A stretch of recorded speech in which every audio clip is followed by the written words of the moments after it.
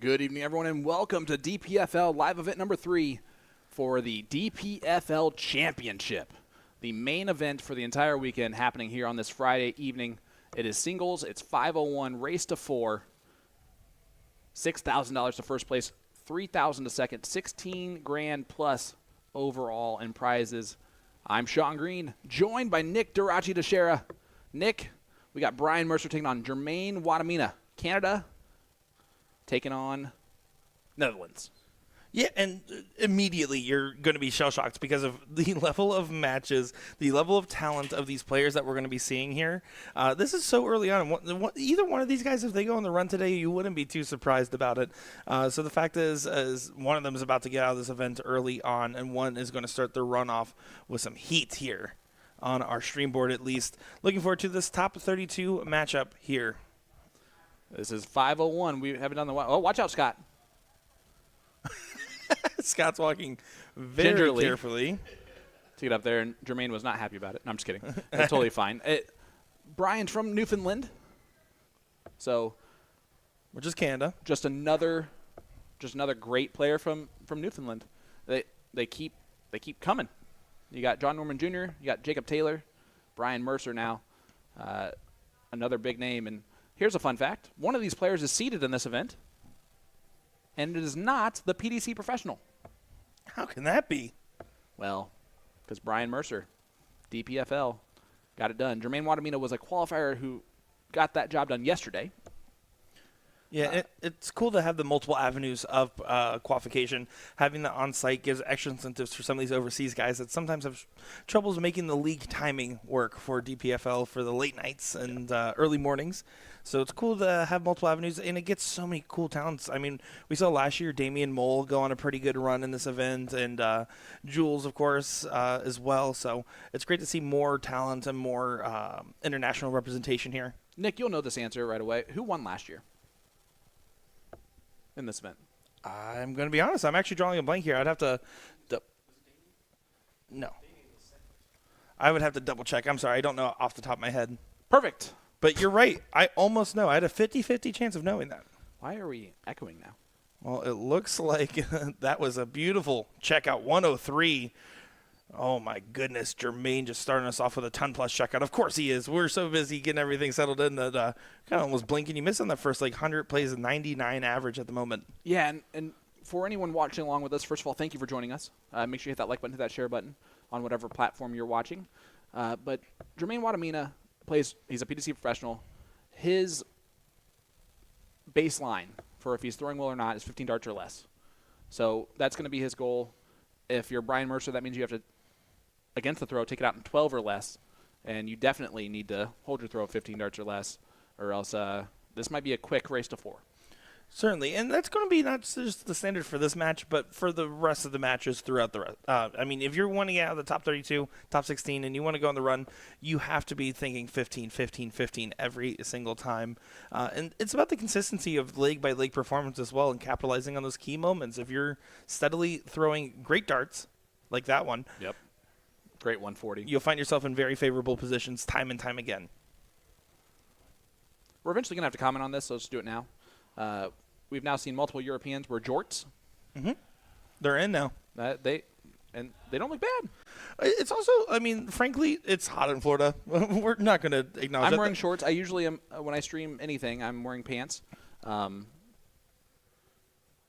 hopefully always. But admittedly, the hotel's been doing a good job keeping it cool and everything in here as well. So it's not even hot inside, but if you step outside, cold. Yeah, immediately feel it. Guys, I used to joke around about the igloo at Nashville. We have a new igloo, and it is the ballroom here at the DPFL event.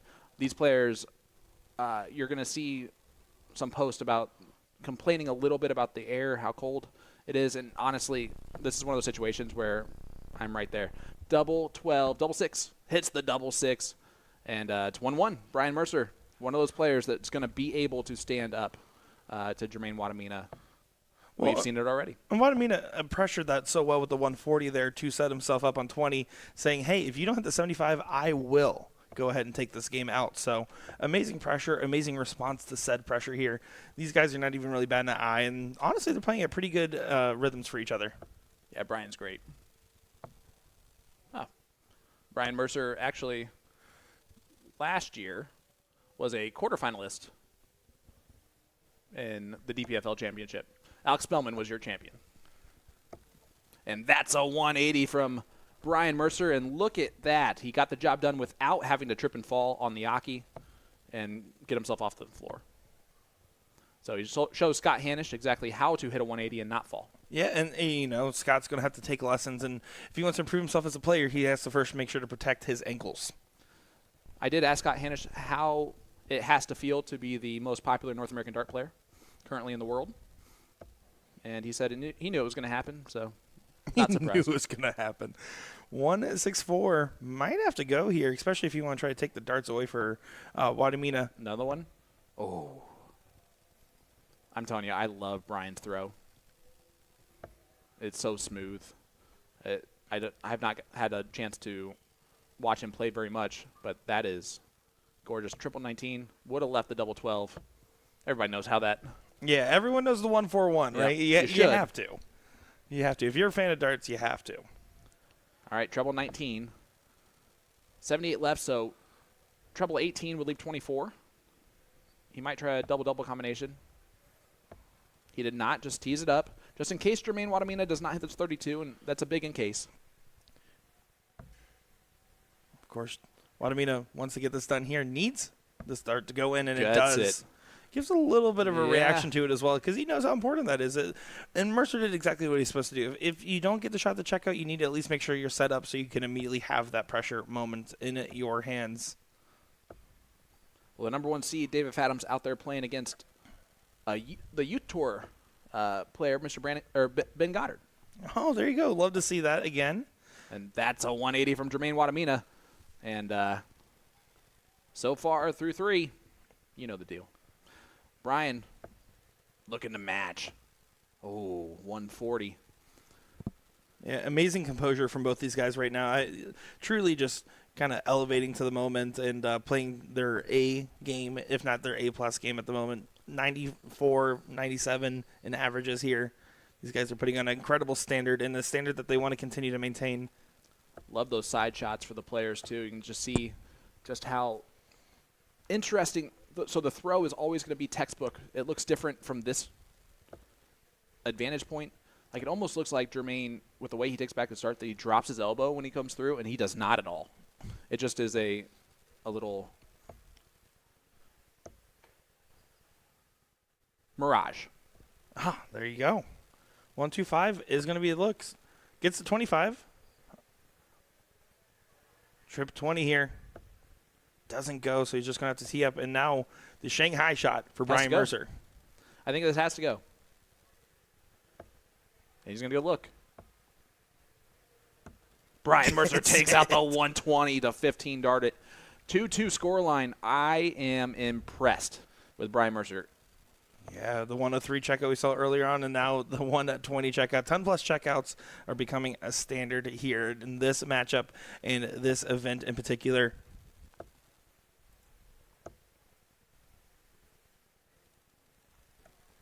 Thank you guys so much for joining us here. The DPFL Championship live in Kissimmee, Florida at the Reunion Resort. Beautiful, beautiful property here just outside of Orlando.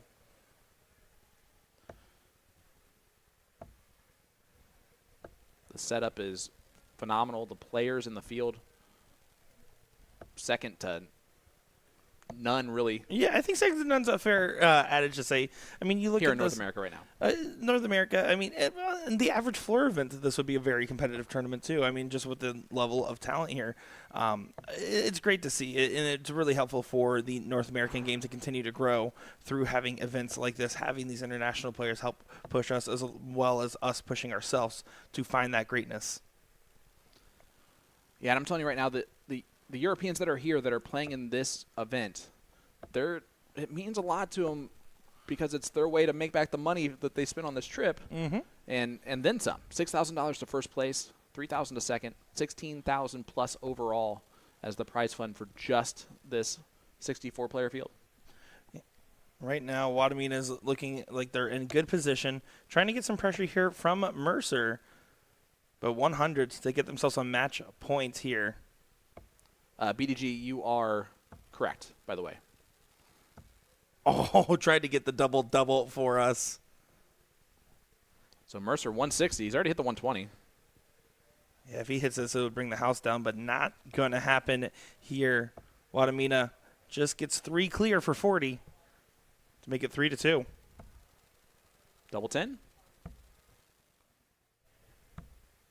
Nope. So Mercer has 100 left. This is a huge moment to break the throw. And he would be throwing for the match against the highest-ranked PDC professional in this tournament. Yeah, and you don't typically expect him to have 4 missed starts a double, but Mercer here just hasn't been in position to exactly punish that from him. But Jermaine needs to stop messing around with it and take it if he wants it. And he does stop messing around and pins that double 10. 3-2 scoreline in favor of Wadamina. For obvious reasons, must hold this throw here for Mercer. But What? I know, crazy, right? But on top of that, Why? he wants to try to get the momentum away. He wants to not only win this leg, but win it in dominant fashion and try to shake Wadamina a little bit here. But of course, he's coming off as an indomitable spirit in general, just with how stoic he is on the stage. Indubitably. That's a different word, but very similar sounding. Yeah. All right, so here is the rundown for the top 32 that's out there currently. David Fadum taking on Ben Goddard. Gary Mawson, Ed Pope. Brian Mercer, Jermaine Wadamina. Levi Cransel, Callie West. Michael Tieske, Brad Farley. Paul Tierney, Ron Gaiman. Leonard Gates has already dispatched Douglas Mauld, so he's the first person in the quarterfinal. Colin Rath, Jim Widmeyer. Chris Baer, John Brown.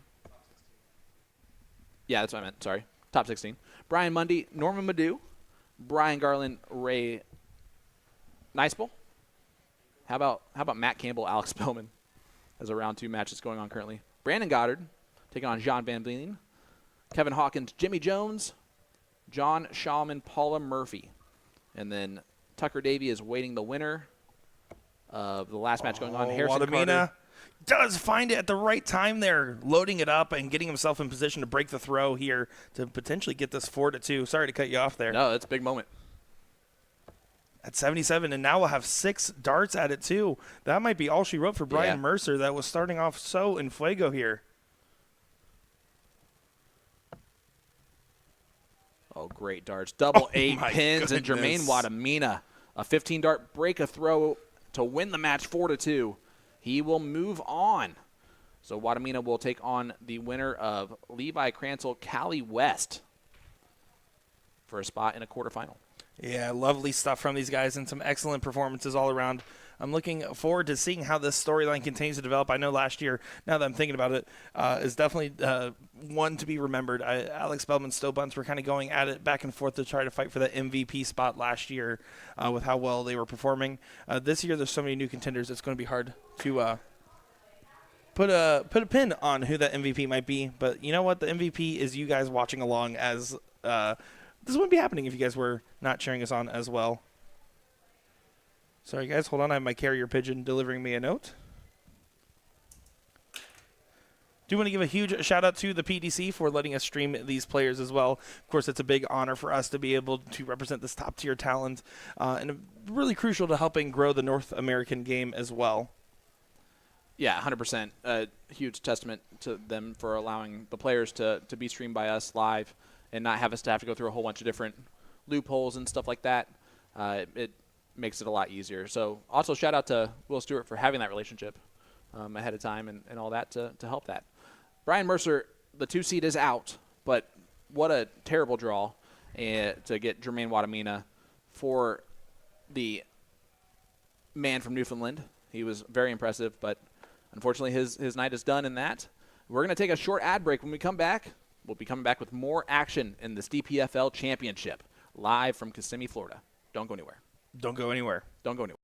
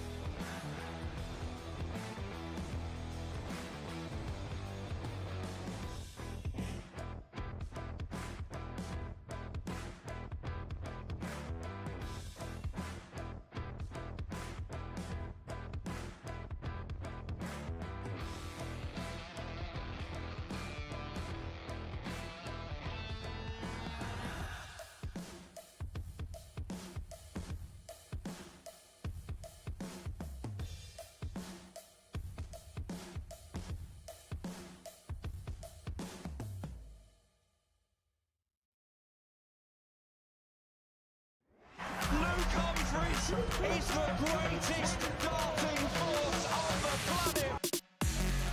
Bullseye. Oh, we got one. A fish has been landed.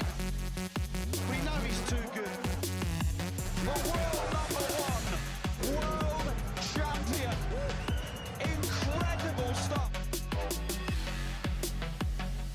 Let me tell you about A to Z Darts. We're a specialty dart store with over 10,000 different products. We create in-depth videos and blogs to help improve your game and showcase our products. We give helpful advice on how to practice darts, the fundamentals of form and mechanics, and how to make better decisions when purchasing your darting equipment. Whether you're brand new or a seasoned player, we try to provide fun and informative content. I'm Jen, the creative director for A to Z Darts. I've been playing for over 10 years, and I've traveled the world competing in and promoting the sport. This is Will. He runs our live streaming company, USA Darts, and travels the globe as well to broadcast major darting events and interview PDC players alike. You'll find over 2,000 different sets of darts on our website. Guessing right now you're pretty interested in our resources? Learn about form, throwing mechanics, practice routines, scoring and grouping, checkout methods, cricket strategy, and much more. Visit a-zdarts.com to take advantage of our blog or follow us on social media at AZDarts today.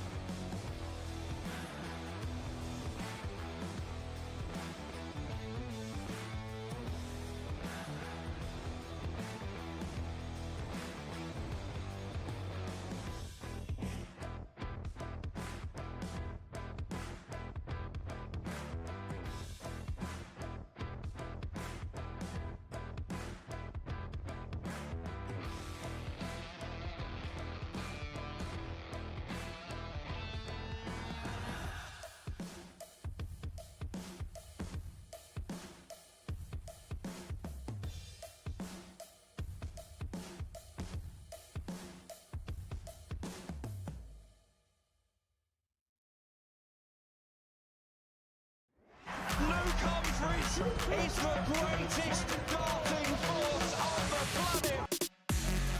Bullseye. Oh, we got one. A fish has been landed. We know he's too good. The world #1, world champion. Incredible stuff.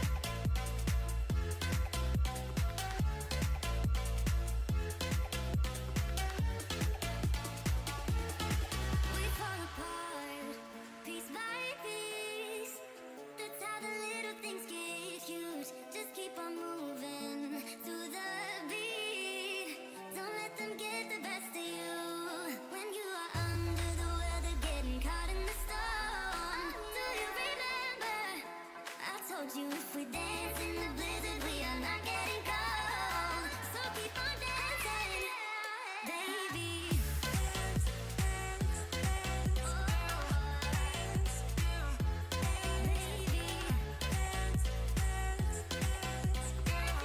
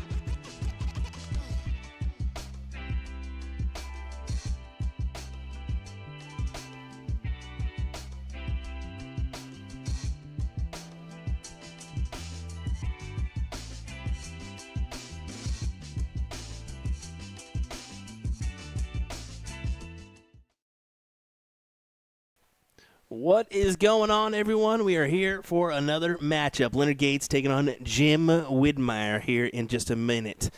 William Stuart, Nick Dichiria on the call for this one.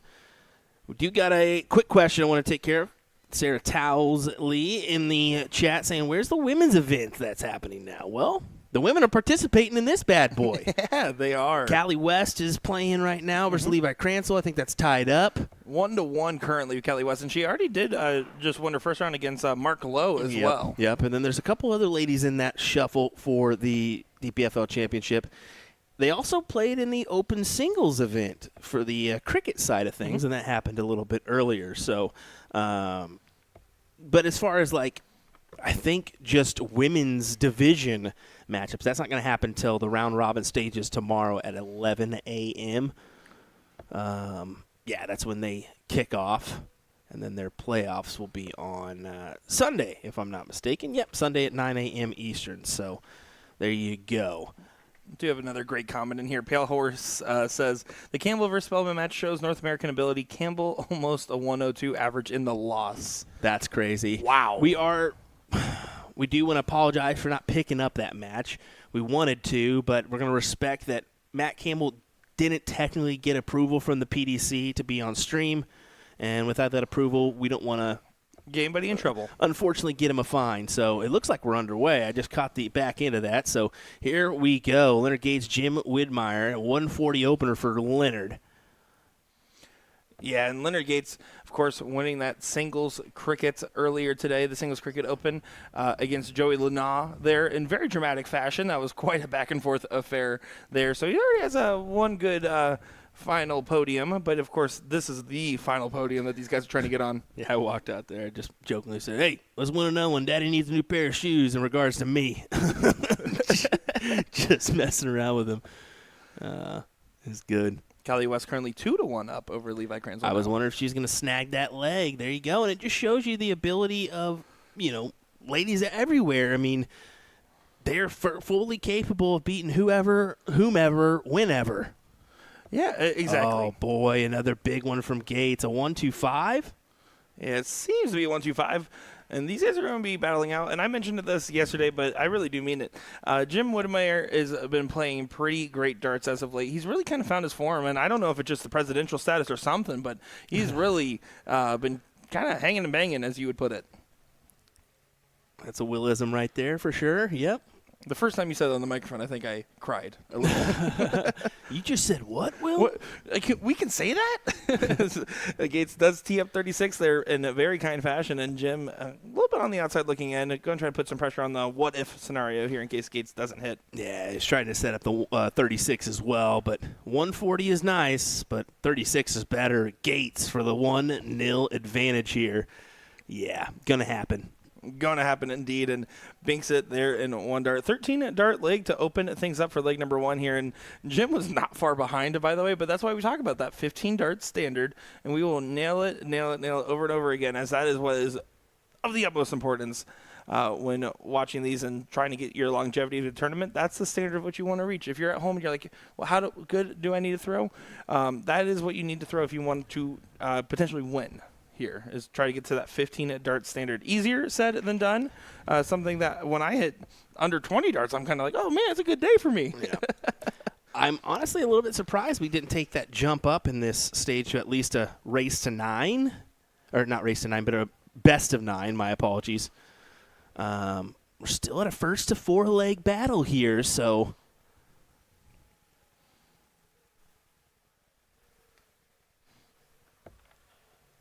Wid into the triple once again. Yeah, scoring right now is looking incredible. Getting down to the 136, putting himself in great position to have the whole turn. You can see Scott Hanisch stepping up that mantle once again. So shout out because Hanisch did play a little bit as well, but he is tournament staff, so he is here working. And when the staff steps up and tries to help out when they can, it's really great to see. So normally I don't have nice things to say about Scott, but I feel like Facebook's doing all the hard work on making fun of him today for me. Yeah, for sure. So just in regards, it's going to be best of 7 up until the semis. Semis are going to be best of 9, and then finals best of 11. So that's what we got for you here. I'm going to be honest, this is going to move fairly quick, and it already is moving fairly dang quick. So share this out to your friends. Let them know we're live for the DPFL Live Event here in Kissimmee, Florida, as Jim Widmeyer looking for the double 6. does get it in there. And again, Gates was pressuring the throw right there. We're following that same standard, and these guys are throwing some incredible darts right now. And, people have, might know Jim now more so from the ADO being the president over there and stuff like that. But he's proven, hey, I've been Captain America and one of the North American greats for quite some time. Yeah, he has, of course, competed on the Lakeside stage numerous times. He's addicted to that, to be honest. That's why he keeps trying out for it. He craves to be on that stage again. Who wouldn't want to be? Yeah, if you have the game to be there, I know I would be every single day. But, of course, those that can't do, commentate. Speak for yourself. No, I'm just kidding. I'm just kidding. I barely touch the darts anymore. I just don't have the time. Kiddo and life in general can take priority sometimes. Big 140 once again for Gates. Puts him right back into this and forces Wid to throw a ton plus here. And he had to hit that triple. He had to hit the last dart triple, and he doesn't succeed. So it was a well-thrown dart, too. I mean, he's been knocking in so many. Both these guys are honestly on a 140 train so far in look this at one. It, 108, 104.25. Of course they are. I mean, they're playing well here, and they're going to have to continue if they want to pull off the $6,000 prize fund. Yeah, that's a good chunk of change. That pays for a lot there. But 76 is the look for Leonard Gates. Double top.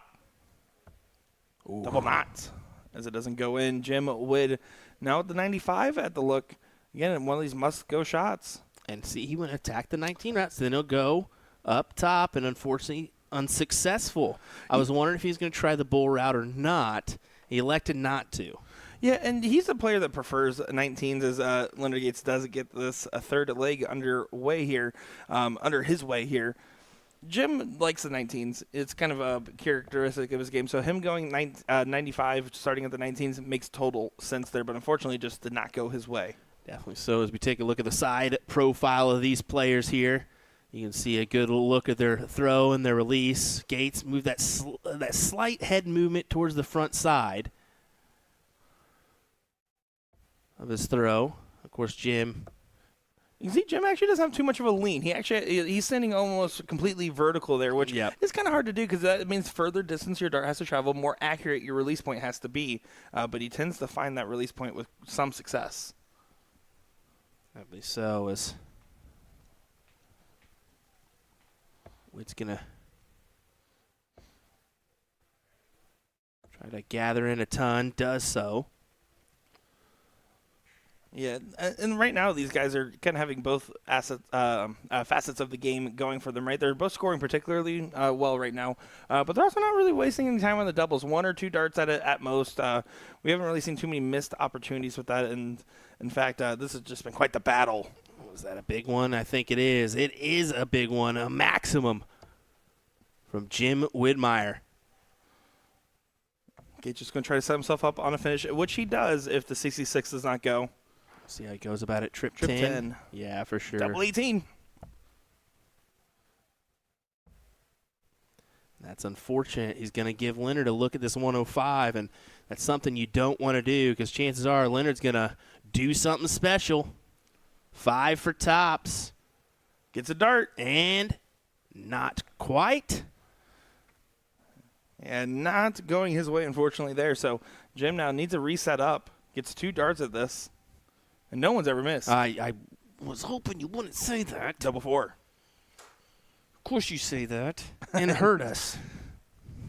Does not go. So now Leonard Gates with another opportunity. This is the first signs of real double trouble we have seen from the players, and wasting no time to go 3-1 up. And Gates is going to take advantage of that. No harm, no. 8 times out of 10, he's going to take advantage of that. So here we go. Gates. That's 80% of the time, by the way. Yeah. 8 out of 10, 80%. Good job. Thank you. I'm glad you mathed for a little bit. I do math. I don't know how to read, though. Gates does get the start, and he opens with a nice 140. All he needs to do is hold here, and he will move into the quarterfinal stages of this DPFL championship, or into the quarterfinals. Yeah, I know. That is absolutely crazy to say out loud. And you can see how detrimental that last leg was just for Jim Witt at the very end because, you're about to go 2-2, and instead all of a sudden 3-1, you're facing a match point, and you have to win out from here. To take 3 legs in a row off Leonard Gates is just a tall task, especially when you have to do it twice against the throw. he's in there once again. This is his leg, and he's just messing around with it here. Well, and again, look at Jim. He's throwing a 94 average. I believe it was last year. I mean, we saw Jim just, again, finding some great matches and some great games and then just going against something even greater at times. And that's right now what we're seeing from Leonard Gates is some greatness. He's going to make the switch down to the 19s, and he's going to have to move now. He's thinking about it. 77 on the board. He does a straight math, goes 17 to leave 94. Good job. Leaves tops. Isn't over yet, though, and Jim Wood's not going to show any signs of quitting. Does get himself to a finish. It's a hard one, Yeah, but he might not even get a look at it. This is over. He won't. Leonard Gates does get that one there. And 4-1 in a match that honestly could have gone the full distance in a different timeline. Look at this, 103.03 and 94.63. Folks, Leonard Gates is on form this weekend, which is dangerous for everybody in the room. And if I'm Jim Widmeyer, I can't even complain. I just shake the hand, yep, say good darts, and walk away. He bested you this time. Oh, and you see Leonard Gates, he is all smiles as well right now. He is very jovial. Normally when you see him get quiet, he's like trying to keep himself, again, in work mode and serious mode. But right now, he doesn't need to be because everything just feels that easy for him at the moment. And he's throwing some great stuff with it. I'm excited to see how his run continues. I'm excited to see who else is going to go on the run because so far we've been spoiled with some beautiful matches for this event. Yeah, we're going to have another doozy coming your way in just a moment, folks. We're going to look at what we got for you. Don't go anywhere. This is your DPFL Championship live from Kissimmee, Florida. Brought to you by USA Darts. We'll be right back. Kelly West up 3-2. 3-2. Love it. All righty. Come on, Callie. Come on, girl.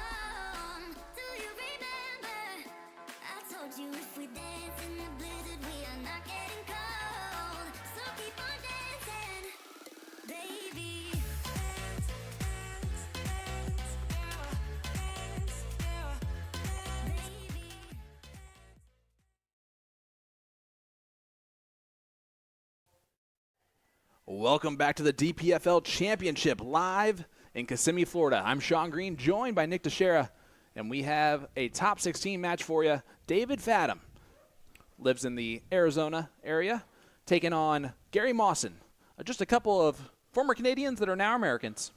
Well, I think before we get into the match fully, we need to address the allegation, Sean. Yes. Scott Hanisch is not afraid of dart stages anymore.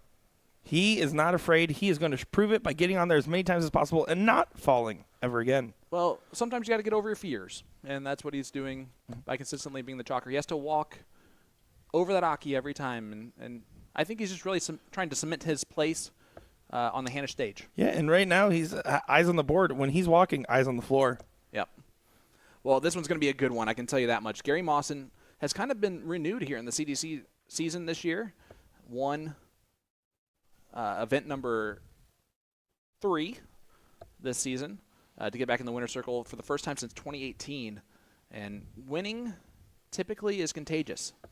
Whereas you have David Fadum, who this is his first real big tournament since he took some time off. 4 months off almost. 4 months exactly from competitive play. Played last weekend and had a lot of success, but this is a completely different venue, completely different room, and he's going up against a completely different field. But so far, he's been great with it. Yeah, he certainly has. And, we've talked about it before, and I guess it's worth mentioning again. Him taking his health first and trying to get in better shape, he also treats that as part of his training for darts, even if he wasn't actively playing as much. 1,000,000%. It was about the idea, study sound mind, sound body, sound darts. I'm sorry, can you repeat that mantra for me? Sound mind, sound body, sound darts. Yep. You want to write it down, put it on a poster? That's likely the right answer. Let's take a look here as you see Fadum on 70. Should get one dart. Will be at 32. And pins it. 15 darter here in leg number 1 for Fadum. Hold a throw, but it was a great start to this top 16 match. And we saw it with Fadum in the cricket earlier, just from the stat sheet alone, where he kind of jumped out on top and hit these high-octane moments, but then randomly had some moments where he wasn't at the standard of which he would prefer. And it's about dialing in that consistency, because obviously he can play with the best of them and is one of the best of them when he is playing like that. It's about, for him, dialing in those moments in between there. Yeah, if you're looking at the overall averages for this tournament between these two players, a 77 for Fadum, 75 for Mawson. So they're going to be about equal here. I will tell you that they're going to need to raise that up a lot, though, if they plan on winning this event, because you have Alex Spellman, whose first line average is a 116 currently, 3-dart average of 95. He just defeated Matt Campbell, with Campbell averaging 101. That is a pretty And crazy. it was 4-1. He only won one leg with 101 average. That is disgusting darts there. And I did tell Matt Campbell, I have never lost a match averaging 101. And he said, you can't even count to 101. And I said, fair. Yeah, that is true. Sean definitively cannot count. Yep. We all know that. If you have listened to more than one stream from USA Darts that has had me on here, you understand that. Mawson trying to get himself to a finish here, but that first dart makes it tricky, and now not even going to go. He does correct on that last one to keep himself in the running, but now Fadum having a potential chance to gain control here. I like how you said the first dart was made it tricky. First dart made it impossible. That's real tricky when it's impossible. You needed 4 darts for that one. 95 from Fadum, so Mawson still with the advantage. Not anymore if he cannot get to a finish here. That's a great second dart. He'll take it. Yeah, and he's going to have to, right? I mean, Can't give it back. You can't give it back, but Fadum really wants to set himself up in a keen position here. If he can get 2-0 up on the jump early here, Mawson's going to be feeling that pressure. But that's not the setup round he really had in mind. 140 the look for Mawson. And not going to do that. Now, you're well more familiar. Not that I'm not familiar with Gary Mawson, but I don't actively watch him the stuff from the perspective of what you do. Absolutely. As his darts, I mean, normally they're a little different. bit wayward, right? For some of them, but then or they're exactly dead on where he wanted. It seems. Is that normal? Fadum almost at the 130, but I would say that his darts are laying flatter in the board than I've seen.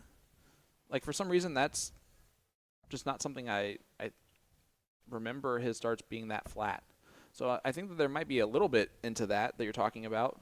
At the same time, Mawson he's the mauler. He's a grinder on the dartboard, meaning like it's going to be one dart double four, but nobody misses double four. Ooh, that was snatchy. Meaning that he'll win those dirty, ugly matches because he's very good at his doubling, at his finishing. It's his mainstay, as you see it right there, double eight. He'll take advantage of every miss from his opponent and not look back. That's former UK Open finalist. I mean, he's been around this for a long time. And like I said, these are the two players in the room that are moved from Canada to the U.S. That either makes them really smart or really stupid. And We'll go with really smart. 50% of the country, or 50% of North America will say one thing, and 50% of North America will say the other. And both are right, depending on the day. Yeah, right, depending on the day indeed there. But the good news is they both moved to really warm weather places. It's not like they moved to, like, Minnesota. Well, which is okay, basically Canada adjacent. yeah, I was going to say, if you're moving to Minnesota from Canada, then you're basically just like, yeah, I would like to switch from vanilla ice cream to vanilla bean, please. Yeah, that's like saying you're American, but you're from Buffalo. Like, you're really just Canadian. Yeah, no, just own it at that point. As we get that one owned right there, 180. Great call, Nick. Broadcast school is getting better and better. You're still attending classes, right? Yeah, I need to, clearly.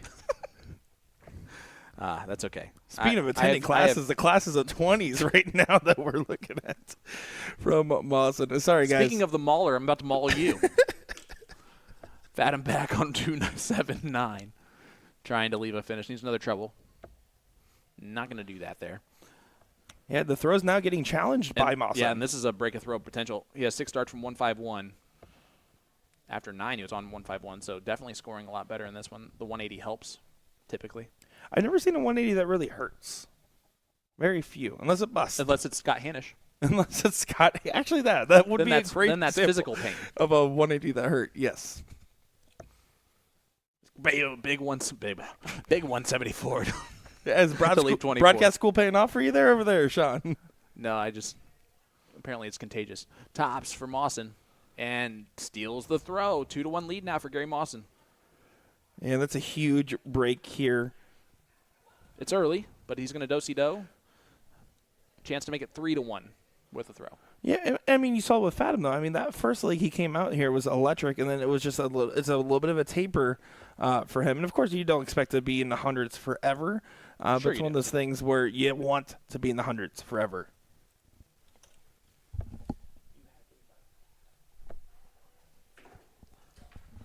Looking around the venue. Norman Madu, John Brown. Storm and Norman's up 3-2 against the former PDC tour card holder. Alex Spellman up 2-1 on Brian Garland. Brad Farley up 1-0 over Paul Tierney. Jean Van Vleen averaging 115.61 after 3 legs. I'm sorry, is up how much? 3-0 on Kevin Hawkins. He's averaging a 115.61. Disgusting. Absolutely disgusting stuff. I am throwing up in my mouth. Ew.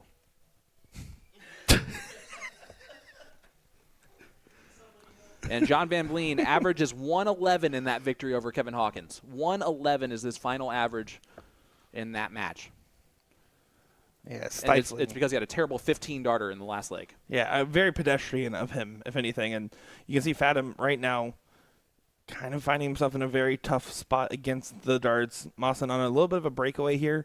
More than likely going to be the first one at a finish, and is the first one at a finish there. Leonard Gates defeated Jim Woodmeyer 4-1, averaging 103. That's true. We saw that one. So It was a great one. a lot of I saw it too from the field. You guys did a great call on that one.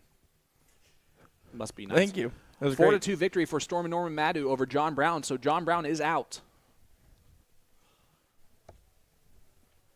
So top 16 starting to turn into a top 8. Which is what We've got happens after 3 the top players 16. so far. Leonard Gates, Norman Madu, Jean Van Vleen, Mawson on 65 with Fathom all the way back on 196.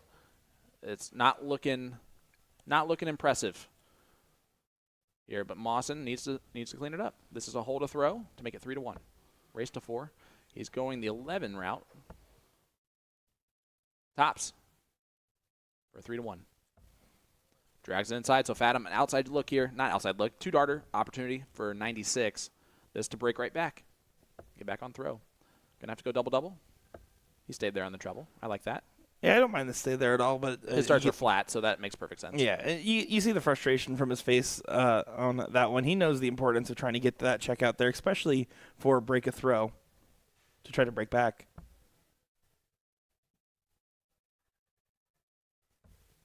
It looks like Mawson does sink that one in there in a 3-1 fashion. Breaker to make it 3-1 over Fathom. Yeah, that was a back breaker there. Oh my God. Kill me. Just end my life. Just tell me you want Keegan Brown back. Just say it. Just say it. If you're going to do that, then yeah.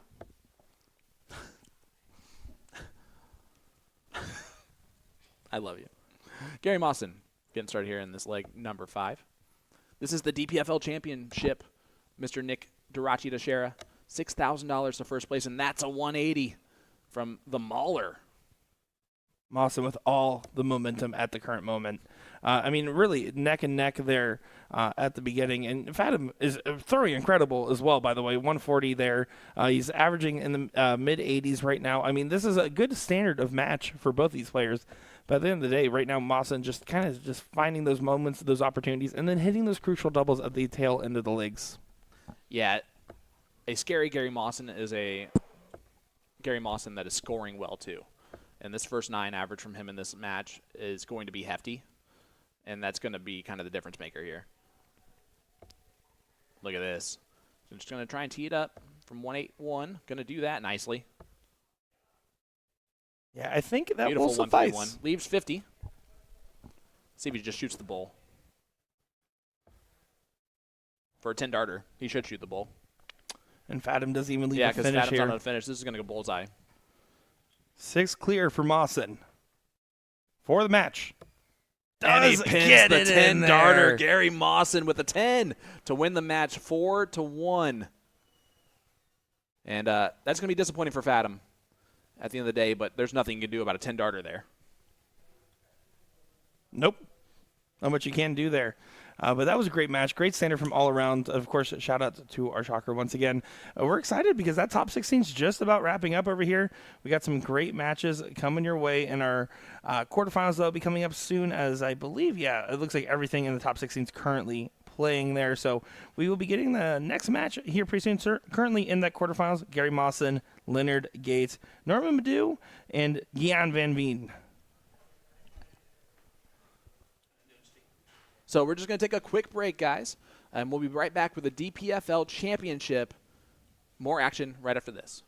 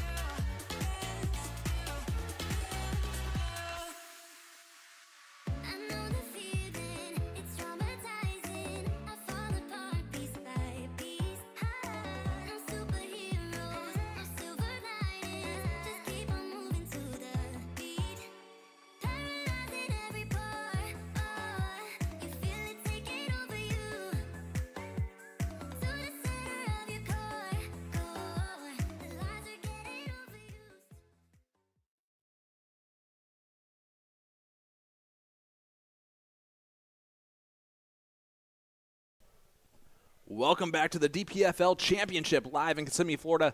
Sean Green, Nick Dichiria. Nick, we got a good one. John Shawman is taking on Harrison Carter. John Shawman, a.k.a. Mini-Me.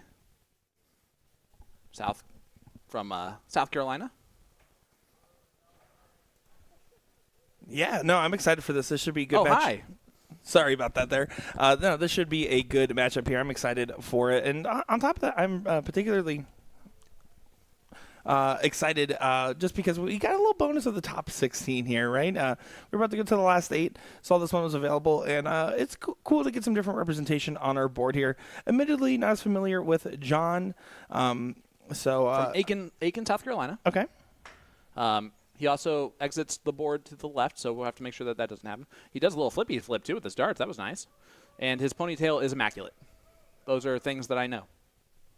Those are very good things to know. A good throw, it reminds me so much of someone. I'm trying to think who.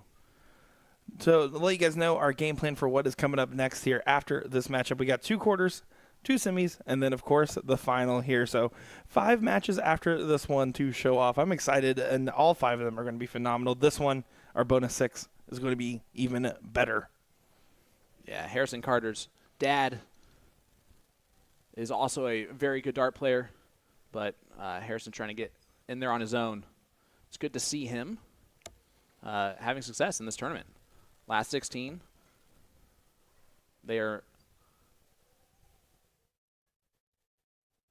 getting through this field.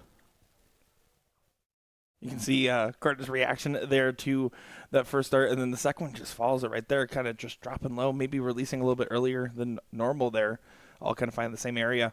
Yeah, he's struggling a little bit with his throw, and he'll be the first one to kind of tell you that. And you can almost see it, right? It's not as natural of a motion as you're seeing from John. Again, I'm trying to think, whose throw does that look like? Like, it's almost textbook, exactly the same as someone else I'm thinking about, and I cannot remember.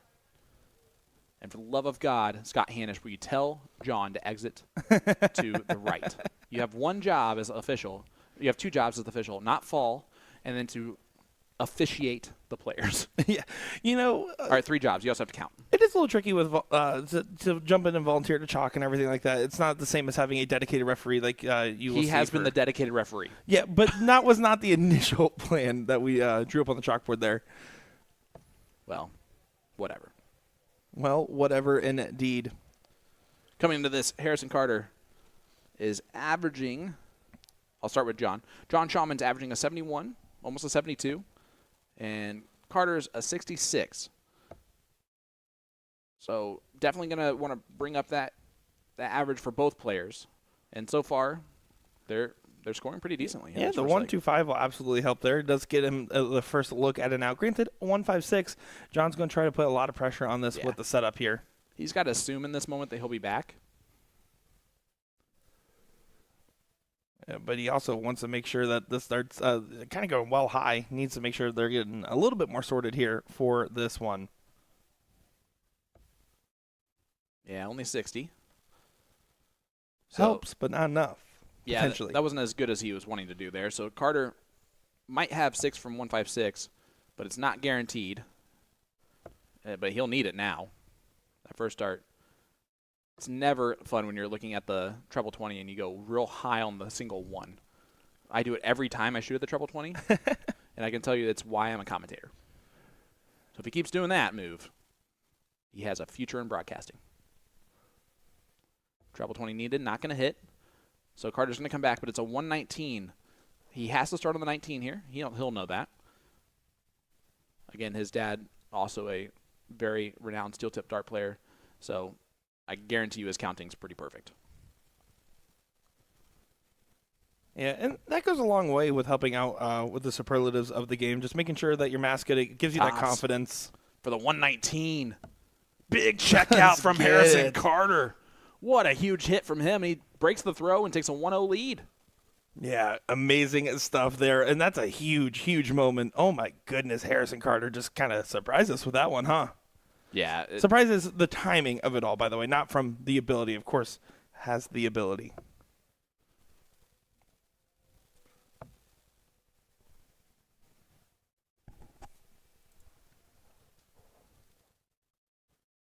So John here just going to try to shake off that last leg, not really think about how it wrapped up at the tail end, and see what he can do with this one.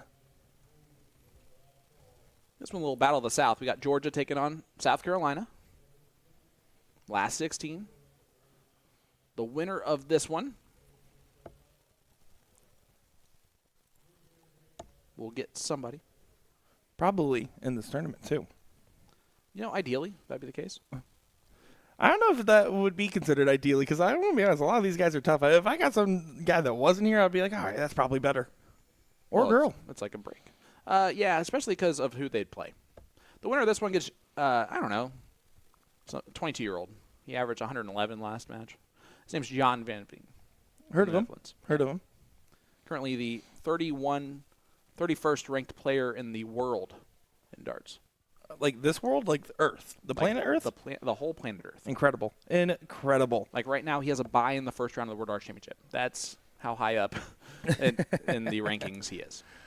I've never had a bye in the World Championships. Never been to the World Championships. I have. You have, but Definitely not as a player. Not as a player. Not as a player. Also, I had a lot of people trying to say bye to me, so it's almost like having a bye in there. They didn't want to talk to me. You didn't for get the some hint, reason. obviously. Nope, I'm still here. I never seen Keegan Brown run so fast, other than to get away from you at the very end here. Yeah, you can say that, but he stayed for 3 matches. Gary Mawson is awaiting the winner of Jermaine Wadamina and Levi Cransel. Leonard Gates is waiting on the winner of Brad Farley, Paul Tierney. Norman Madu, Alex Spellman. And then, of course, what we just mentioned, the winner of this one gets Gian Van Vleen, which is a wonderful consolation prize for the loser to watch the winner play that next match. Yeah, at this point, I mean, these players are going to have that mindset, that expectation that it's going to be tough. That's going to be a hard-fought battle. There's no easy matches. There wasn't really any to begin with, but especially at this point on. Yeah, let's update. Let's update you on something pretty impressive that's going on right now. Jermaine Wadamina, Levi Cransel, it's a 3-3 scoreline in a race to 4. Cransel's averaging 94.5. Wadamina 104.7. Also important to note, Cransel survived 3 match darts from Cali West, by the way. At least 3 match darts from Cali West. So she was up 3-2 in that one, and then he came back to win it there. Great setup shot from Shaman. But Carter, 74 left. Treble, 14 for 32. And that's a great thing to mention because whoever's going to win this tournament and that $6,000 first prize, oh, no, that's not what he wanted to do. 33 leaves 41. So 9 for double 16, more likely going to be the look here. Just confirming with the chalker here. Doing some math. It is 43 left, by the way. No, it's not. 41. It is 41. You said it right the first time. I just believed Harrison. Stick to teaching English. It's okay. Oh, And and he not missed even the going to big get number. a look. And the dart from falling from the trip 14 to the trip 11 is something that happens, but you can't miss the big single there. That's the pressure of the moment, and also the pressure of knowing that he's struggling with his form a little bit there, kind of showing through. Well, he took out a 119 in the last leg, so it's only right that he re-gifts back to John. Tops for a 1-1 scoreline and to break the throw right on back. Kind of dropped his elbow there on that first start. That's not going to help him. Yeah, and just way out. And Carter, reprieve. Let's take a 2-0 lead. He was not expecting to have this opportunity, but you can see he's ready to handle it. He has to. You don't get an option. Hit it. Well, that left a lot to be desired, but double 6. Oh, no. Oh, my goodness. Madhouse. Taking that extra moment. You have to recompose. Madhouse. One more time. Madhouse? Madhouse. Is that what's happening? Oh, thank you. I wasn't sure. Doesn't hit it. Gates is sleeping. And as per usual. Here's Shaman. Double 10. Double 7. A little bit of a trickier shot here. It's the red bit that's covered. There at the bottom left-hand corner. He's going to play this one aggressive. Too aggressive. Well, especially because the second one was not even close to aggressive. Yeah, and with your opponent sitting, you have to play a little bit of a hot shot there, right, and go right at it. Unfortunately, Carter went outside on dart 3, so he's left himself 2. Not ideal. but that's an ideal Great marker. marker. Just follow that dart in. Yeah, he just did not Well put thrown. enough oomph to kiss it off the right way. So Shaman back for 20 again. And to update you on the results, Wadamina does get it done in that last leg decider. 4-3 victory. Double 5. Double trouble here in leg number 2. But that is now the third player to average over a ton in the top 16 in a victory. Yeah, and that's going to be a recurring theme for the rest of the event, you would have to imagine. And ideally, I mean, I would hope for as many ton pluses as possible. On the other hand here, I mean, right now you're seeing kind of a journeyman's battle in the sense that these guys are both trying to figure out, hey, how can we get dialed in with this leg? How can we get dialed in with this game? Because they know no matter what happens right now, the game that they're putting up is not enough to win the whole thing. And you can't be thinking about all that. You have to be thinking, how do I get out of this situation here? Because it doesn't matter what happens in future rounds if you don't get through this one.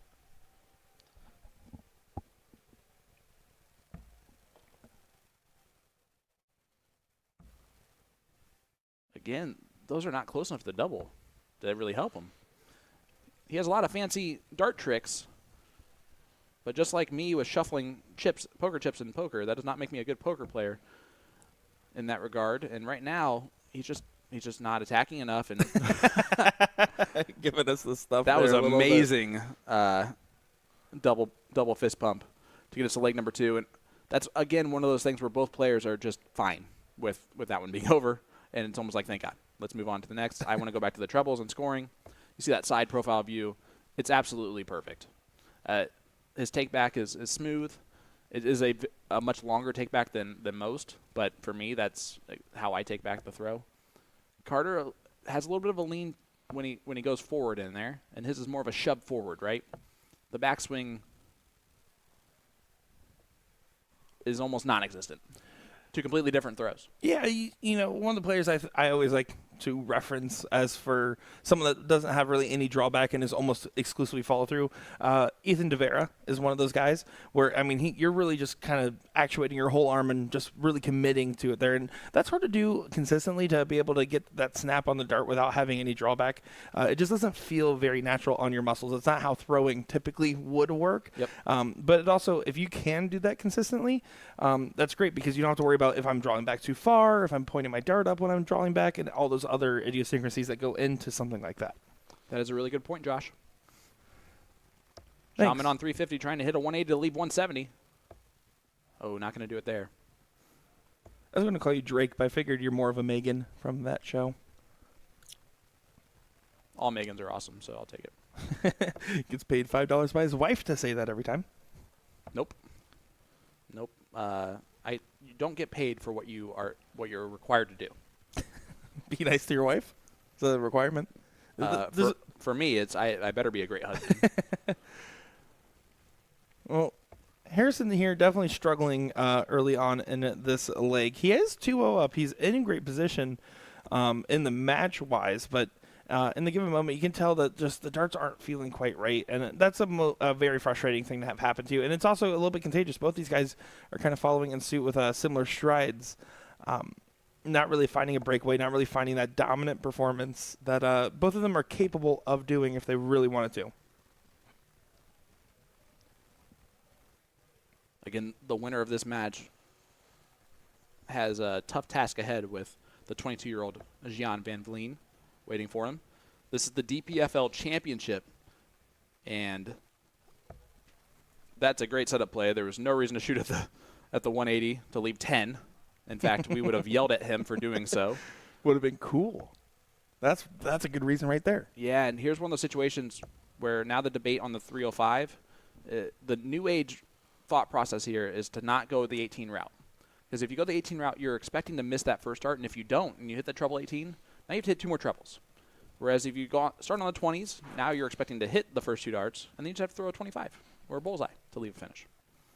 Yeah, that's some great insights there, Sean. Thank you. Tops for Shaman for a 2-1 scoreline. This will be a hole to throw and just kind of settle him in, and that was a flyer on dart 3. However, he will return, but if you're Carter, and with the way Shaman's been throwing at his double so far, Put pressure. Yeah, you're absolutely still in this league. Until one of those players is really consistently finding those checkouts with ease, you're going to have to just kind of keep that mindset. Does not put pressure on at all. No, and you can see he's very frustrated by that. As honestly he should be, because he had an opportunity there to put pressure on. You can see that there from him. So he every right to be upset, especially if this does not go, because now you didn't even give yourself that opportunity, and it doesn't go. But he's going to come back with 10 because Carter's on 173. And the question is how much is he going to bring it down? Obviously, the consistency in the scoring has left some to be desired, if we're being entirely honest. And he's going to say that himself. He needs to try to attack this a little bit. We've seen enough double trouble. He's still in the league, and you have to just kind of, despite the frustrations, get through in any way you can. And I'm just going to say it. It becomes a capability when you're struggling with your form kind of wears down a little bit more. He's going to split it. Double 4. Yeah, I don't agree with splitting halfway through the shot. I saw that happen at a CDC event by one of the top players a couple weeks ago. I forget who it was, but it paid out for him. However, I agree with you.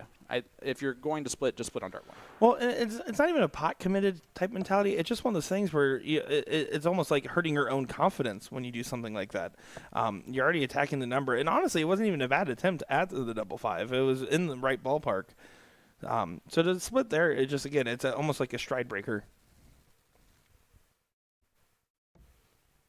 Great setup play there from Carter. 94 scored. Leaves 22. Just to put some pressure on, just in case. Going to try to work it in there. And until Shaman proves they can hit the double, Carter's just got to keep expecting him to miss. Yeah, Carter would be really ecstatic to get a 3-0 jump, especially given the situation and the numbers right here. He'll apologize when he hits this, but he won't mean it. Decides to split. Leaves double 4.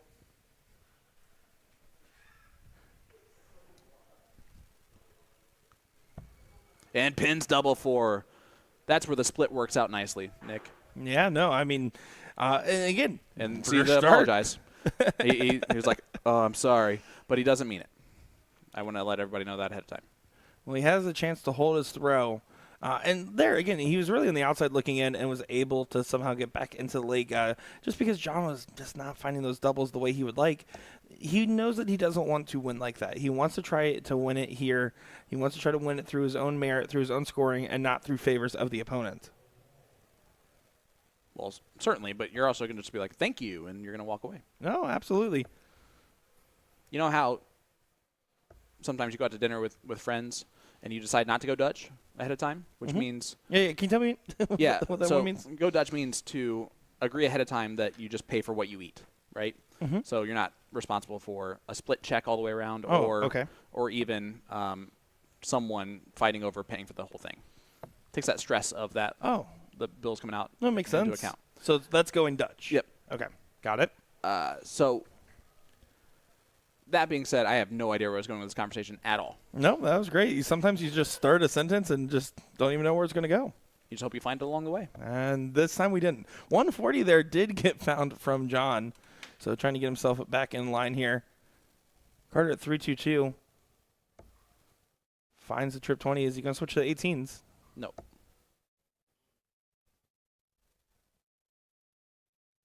$120 scored, still on 2-8. Does not matter if he switches to the 18s. 180 I was is the only thinking way of to. 302. 180 leaves a checkout. Nope. Yep. I realized what I said was a mistake. I would Well. like to retract my previous comments. To the first of a minute. Great first dart from Shaman. See if he switches to the 18s. Does find the 125 there, so solid scoring visit to answer solid scoring visit here. Harrison Carter still out in front and wants to try to set himself up on a good checkout here. We'll be honest with the way the match has been going. The most opportunities that you can get yourself at the double is going to be crucial here, right? It's not a give me on the first start for either one of these guys at the moment. So if I can get an extra 3, 6, 27 darts at a double, I'll take it. Here.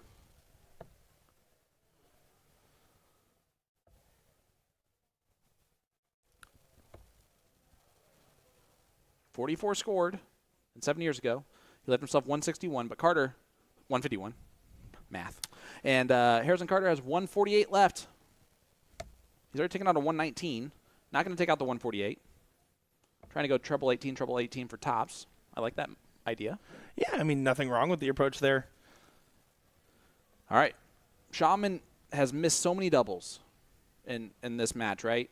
But darts is a funny sport where then all of a sudden a 151 goes in. And this is a good start to it. Oh. If he hits that triple 17, I guarantee you that last dart goes It in. would have been like my top 5 favorite Sean Green calls after the one from Fair. this morning. Fair.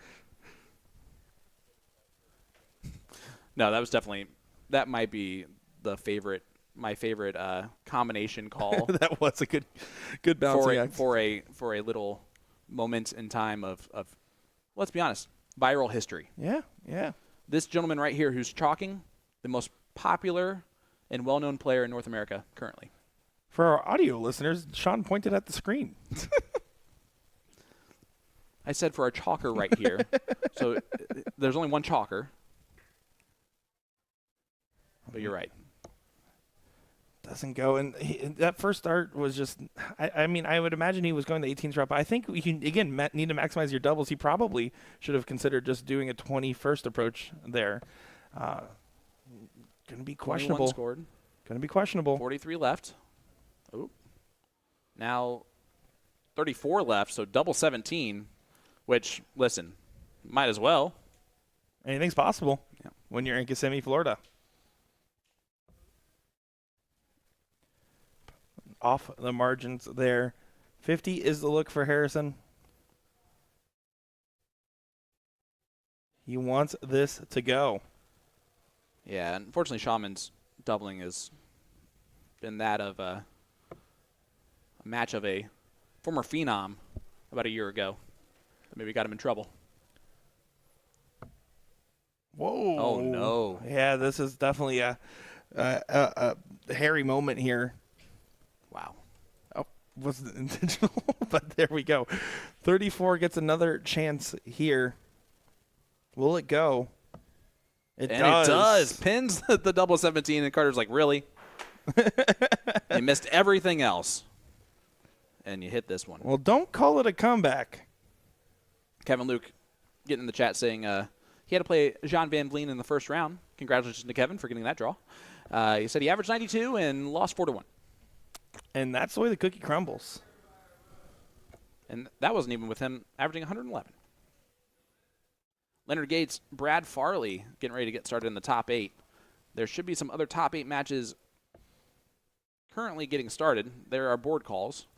So let's get you a live look at this battle. Jermaine Wadamina, Gary Mawson will be the next match on our stream. Brad Farley, Leonard Gates, Norman Madu, Alex Spellman. Those 2 matches are currently going on. And then again, John Van Vliet is waiting on the winner of this one. Yeah, any one of those matches sounds amazing, and I'm glad to be getting some coverage of those as we will begin looking at 2 quarterfinal matches, 2 semis, and 1 final is going to be our game plan here on the stream side of the coverage. We're going to get 1 quarterfinal, and we're going to get at least 1 semifinal. What I said is subject to change, of course, And it has at discretion of the tournament staff. No, I just made that decision myself.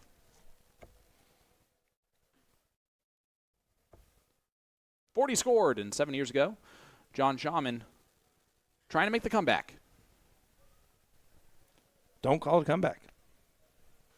Well, yeah, it hasn't happened yet. But if it does happen, then you know what to call it. Not a comeback.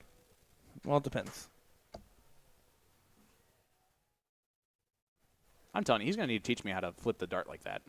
Yeah, he does it pretty convincing, like. And he actually, he risks stabbing himself. DJ Sayre is notorious for the dart spin and flip, but he rotates it around. It looks like it flips up and down, but it's a round rotation, so he never actually has to worry about stabbing himself. Right. Hey, if you're going to do it, you might as well commit. Exactly. That's it. I respect it. If you can't bleed a little bit just by a random something that he's not even probably thinking about before he shoots the darts, then, what's it for? Yeah, winning by blood, sweat, and tears the literal way. Unfortunately, missing the big segment there, trying to go for the bull, was Harrison Carter. So 1-8-1 for Shaman after 12. The scoring power is getting a lot better. Yeah, you can tell that they're starting to get a little bit more settled, a little bit more comfortable. But And to be honest, if they're finishing anywhere near where they typically probably would, the 65 and 64 average would not be exactly, close to, right. and that's what I was alluding to there, is that this is not their typical form from what we can expect. 65 left, 25? Mm-hmm. What do you think? Yeah, that's what I would do. And that's what Harrison does. Sets it up beautifully.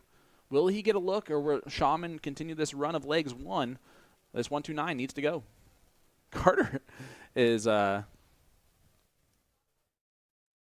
he did almost like a triple fist pump there. Yeah, He's going to get a look. Bullseye. Right? No. Okay. That doesn't make sense. Carter for the match. Going to try to walk it in there. That's not a terrible marker. See, because it kissed off the dart and went actually further. Double 10. Oh, and it pulls down there. Right on the wire, hugging it millimeters away.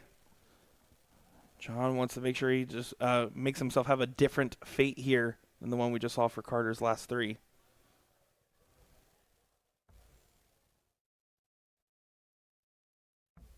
And he pins double 10. Shaman has had many leg winning darts and had missed them all up until the past two legs. Now a little bit of momentum. This match is starting to shift in favor of the man with way more hair. Well, it's not a contest of hair. It's a contest of grit, of tenacity. I'm allowed to say this. I have the least amount of hair of the three of us sitting back here. That is no true. matter how good my haircut looks. That is true. And I don't expect the results of that to ever change unless I keep dyeing my hair this much. Then maybe it might. You know what I used to do back in the day? Dye my hair. So good luck. Although, guess what? What? Frosted Tips is definitely making a comeback. Is it making a comeback? Yeah, unfortunately. In a fortunate way. Fortunate, unfortunate, it is making a comeback. Carter here trying to find the red bed there. Does not get it. And just trying to take advantage of his throw here. Nothing fancy really needed. These guys are picking it up by every sense of that word. But at the same time, they want to do a little bit more. And you start pushing those darts. You start forcing some stuff. And you start getting frustrated when they're not going your way. Okay, sneak another one in there. How about 100 there for John? And the top 16, where these guys are, guess what? What? They were getting paid. Money? So they've made $150 so far, $200 total with the $50 entry fee. However, the difference between this and making a top 8 is a $300 difference. So you get $500 versus the $200 just by winning this match. And it's just going to continue to rise in what is going on from there. If you make top 4, it's $1,000. Mm-hmm. Wonderful. If you make the final, you are guaranteed at least $3,000 going for $6K. That is a pretty sweet deal. That's right a there. massive, massive pot for a one-night steel tip event in North America. I mean, a massive pot is honestly an understatement. I haven't seen a pot like that since I was in Vegas for an event. We heard Keegan Brown talking earlier with us that this is one of the most talented rooms he's played in across the board, like from a day tournament, right? First time here at the DPFL, and I definitely overheard him asking tournament director Tim Way if he plays on the weekly DPFL next year, don't you dare. Will he be qualified for that DPFL championship automatically? Because he did not qualify yesterday. And he goes, yep. He goes, okay. Because he is planning on coming back again next year automatically. Yeah, and that's great to hear. I mean, I love seeing the return players from the overseas, and I also love seeing the new ones. I mean, of course, we get different contingents. Like this year, it is a lot of our Dutch players. Last year, we had a big South African contingent as well. And I'm looking forward to see what the future holds as well for what other European players make the trek. Maybe even we get some PDC Asia players as well would be cool. I mean, that would be really cool. Anything is possible. When you throw, you know, DPFL darts. DPFL DPFL.com if you're looking for information on how to get involved. Absolutely. It just continues to grow. DPFLdarts.com. Don't go to DPFL.com. I do not know where that sends you to. Oh, Sean. And Carter I here. really hope that it's nothing bad. Oh, look at this. Treble First 17? one finds. 32 for a 1-4-3 and the match just a bit inside. But he will return for double 8 with his opponent back on 196. Yeah, and John needs to take advantage of this moment here. He needs to try to find something to pressure the 16 because this has been a match filled with pressure that's self-inflicted from performance and the pressure that is externally inflicted from these players as well. Well, you know what they say. What do they say? Dum dum dum dum dum dum dum dum dum dum. Under pressure. By Queen. Yep. All right. So anyway, double 8 for the match for Harrison Carter, and a $300 bonus. Remember, Carter played in the amateur event yesterday. Which was a 65 and under event. Yep. As well. So he's definitely performed very well. Unable to get it done. So the 151 now left for Shaman. He already hit the first dart of the 151 earlier. Can he hit the second and then maybe the third? he would prefer that to be the case. Ideally, you're correct. So we'll see how it shapes up this time. There's the first. We've seen this episode before. Will it change? Nope. No. Same old, same old. Just a rerun. Just a rerun. But now Carter is under pressure. The 16 needs to go. Well, you know what they say. What do they say? Dum dum dum dum dum. Double 8. And pins the double 8. Harrison Carter, quarterfinalist here, will take on Gian Van Vleen. Congratulations. Yeah, right there is your prize. And we got a great one coming up next for us on our stream board. I'm excited to see some more great darts here and see some more great action from all these different players. Yeah, it's going to be a question of scoring power versus great finishing. Yeah.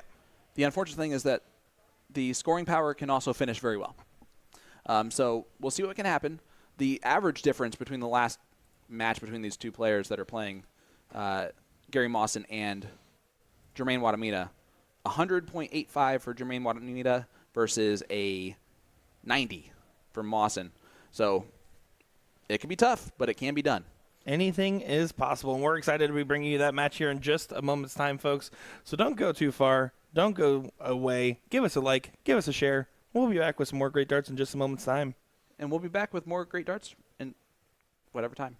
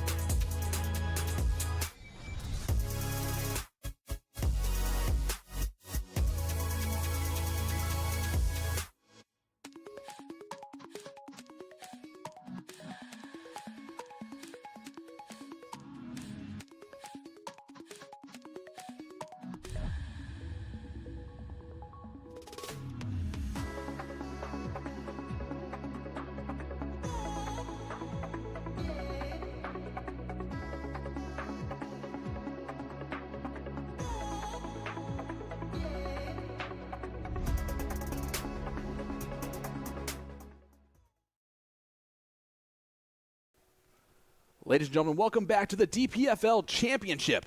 Live here in Kissimmee, Florida. This is the main event of the entire tournament weekend. $6,000 for first place, $3,000 per second. You make top four, $1,000. So money doubles with a win here. Yeah. Ugh. Yeah, no, I mean, you're absolutely right, though. I ran back here, so I was out of breath. There is a lot of pressure, and it's not like these guys are necessarily considering the money aspect of it, but I think the pressure of just knowing how tough everything is from here on out and how tough everything has been up to this point. I mean, the pressure really is on, you mentioned Keegan talking about how tough this haul is, and coming from a player like that, that means that a lot of these guys are probably thinking very similar things. That's a huge compliment, honestly, is the way that I would take that times 10. Now, he doesn't mean including the PDC tour that he plays every other week. That's for sure. But I think besides that, which, again, still is a major accomplishment. Certainly. The PDC tour, of course, going to be the best of the best. Is going to be the toughest to play on in general. Do want to give a shout-out to them again for letting us have these players on our stream. Doesn't mean a lot to us, and it means a lot to the players here in North America as well. It's huge opportunities for us and for the players alike. I love the spectator that is just so close to that stage. That's a 180 from Jermaine Wadamina. Leaves the 140 after 9. Hey, she's like leaning on the table that's on the stage. I love it. That's I love impressive. it. She's invested. She's here to have fun. Look, sometimes your eyesight's bad, right? So you better get close enough to see that. 140's a look here. Not going to take it. Mawson's going to look at the 111 kind of in a sneaky way. Yeah, it would feel like a break almost when it is a hold, and not just because of the standard. These guys are scoring particularly well at the start here. Treble 17. Tops for the 111. Gary Mawson. What a shot this would be. What a shot it would have been. Will he come back? Wadamina to clean it up. Gets it done in 14. And that's a 1-0 scoreline for the man from the Netherlands. And he's just going to go ahead and go off to the races here in leg number 2. Not going to waste any time. I mean, this is all business for both of these guys right here. And Wadamina does like a little bit of a faster sense of play. And Mawson, nice, cool, calculated, but not slow pace of play by any means here. I think that the increase of speed will actually potentially either benefit or severely detriment Mawson in that sense. Well, yep, those are the opposites of each other. So yeah. Nicely done. I do like to point out, though, with the pace of play, that Jermaine Wadamina has slowed down so much in his throw that they're both playing with almost the same speed on releasing those 3 darts. Jermaine's still faster, of course, but it's definitely more comparable. He's not way faster than his opponent every time. No, certainly. And you'll see that with certain players. That they'll start increasing that pace of play or they'll start decreasing it over time. And typically, you'll see like Danny Lobby's one of those guys that has yeah, exactly. Yep. And trying to better, and he does a 12 darter in leg number 2. You kind of expected Jermaine and Jean and these players that are playing in this event that qualified for it yesterday to be kind of at the top of their game right now. It's going to take a lot to beat these PDC pros. These are the moments where their A game is better than most other players' A games, and they have to play at their A game so often that it's almost on call for them when they need it. And if you're Jermaine Wadamina, $6,000 is a good reason to call your A game. Well, and the other thing that brings out A game is iron sharpening iron, right? These guys are constantly going against tough opponents today and this weekend and will continue to go against tough opponents. It is forcing everybody to play up. There's a reason why we've seen so many 10-plus matches. There's a reason why we've seen some insane averages lose out. That's what comes with it, is the fact that people are playing the best of the best, and it's phenomenal to see. We've had 4 10-plus ending averages so far. 3 in the top 16. Those were 3 winners in Jermaine Wadamina, Leonard Gates, and Gian Van Vleen with his 111 leading the way. The other one was loser Matt Campbell with a 101.5. And I'm not calling him a loser. I'm just saying he lost to Alex Spellman 4-1, averaging 101. Those are the 4 so far. We look around the venue. Spellman up 3-1 on Storm and Norman Madu, averaging 89 in that, and Gian Van Vleen, Harrison Carter just getting underway. Yeah, and Wadamina right here in pole position to get a 3-0 advantage. 107 will be the look, and Mawson with a 28 there means that the 6 darts for this. Oh, you That almost would've been expected it another to go. 15, another ton plus. Mawson still back on 207 is going to kick himself here because if his scoring was anywhere where it was in the first 2 legs, he has a shot at the finish. Now, Wadamina for a 3-0 lead and driver's seat to win this 4-0. Yeah, and that's a great position to be in. Whoops. Obviously, not happy and definitely not happy with that Whoopies. last Ooh. dart. And this is the moment where, all of a sudden that script that we just laid out might change a little bit. Mawson would like to flip it here. Going to start on the 20s. He's going to get a dart. Yes, he will, and it will be on 32. Never mind, tops for It Mawson. will not be on 32. Oh. Again, dragged just below the wire. He is 2 wires away from this thing being a 2-1 lead for Mawson. But instead, You'll still get he has a chance to make it 2-1. Yeah. Wadamina not happy with how those last couple darts have been going for him there, and it's kind of the regression that comes with the fact that you're playing above the typical affair there, staying in the hundreds, of course, regressing just a little bit here. Opportunity handed back over, needs to be capitalized on, and It is. does, yeah. You can only gift a PDC Pro so many opportunities at doubles before they're just going to say, thank you. Thank you, and come again. Look at that side profile shot from Jermaine. Nice and steady. The lower half is completely still. His upper half, if you watch the elbow, same thing with Gary Mawson. What makes these guys as good as they are is the elbow does not move up or down. It doesn't move left or right. It is just a hinge from the forearm back and following through just straight with the wrist. You can see it right here. This is and that statue dart on 3 shows you why that one dropped, right? But a 140 from Wadamina. Yeah, and you can see Wadamina with the double trouble at the end of that leg was not happy and immediately snaps out of it into the next leg. And you have to, right? You can't give these moments here. Mawson's one of those guys that can absolutely take this match if he so desires. And right now his darts are just arguing with him a little bit there. And Wadamina is dictating this one a little bit. Yeah, right now I'm just going to argue that he's not in the driver's seat that if he wants to win this match, he's going to. Because I'm sure he wants to win this match. It's looking less and less likely with every 3 darts that Wadamina throws, who we're seeing on the top of his game right now. And that's an excellent recovery. Drops the dart, picks it up, and immediately chucks it right back into the bed there. Good stuff indeed. Mawson needs to leave a finish on the off chance that he does get a return here. And with the amount of prize money on the line, you're going to try your hardest no matter the circumstance. Double 8 for the match. And finishes it in style, 14 darter. And, well, if you're going to lose, you really want to be beat overall, right? You don't want to give it away. Gary's going to think that he gave away a couple of those legs because he did. He had 2 shots at doubles, missed them, and then he missed a bunch more after that. But Wadamina's 97 average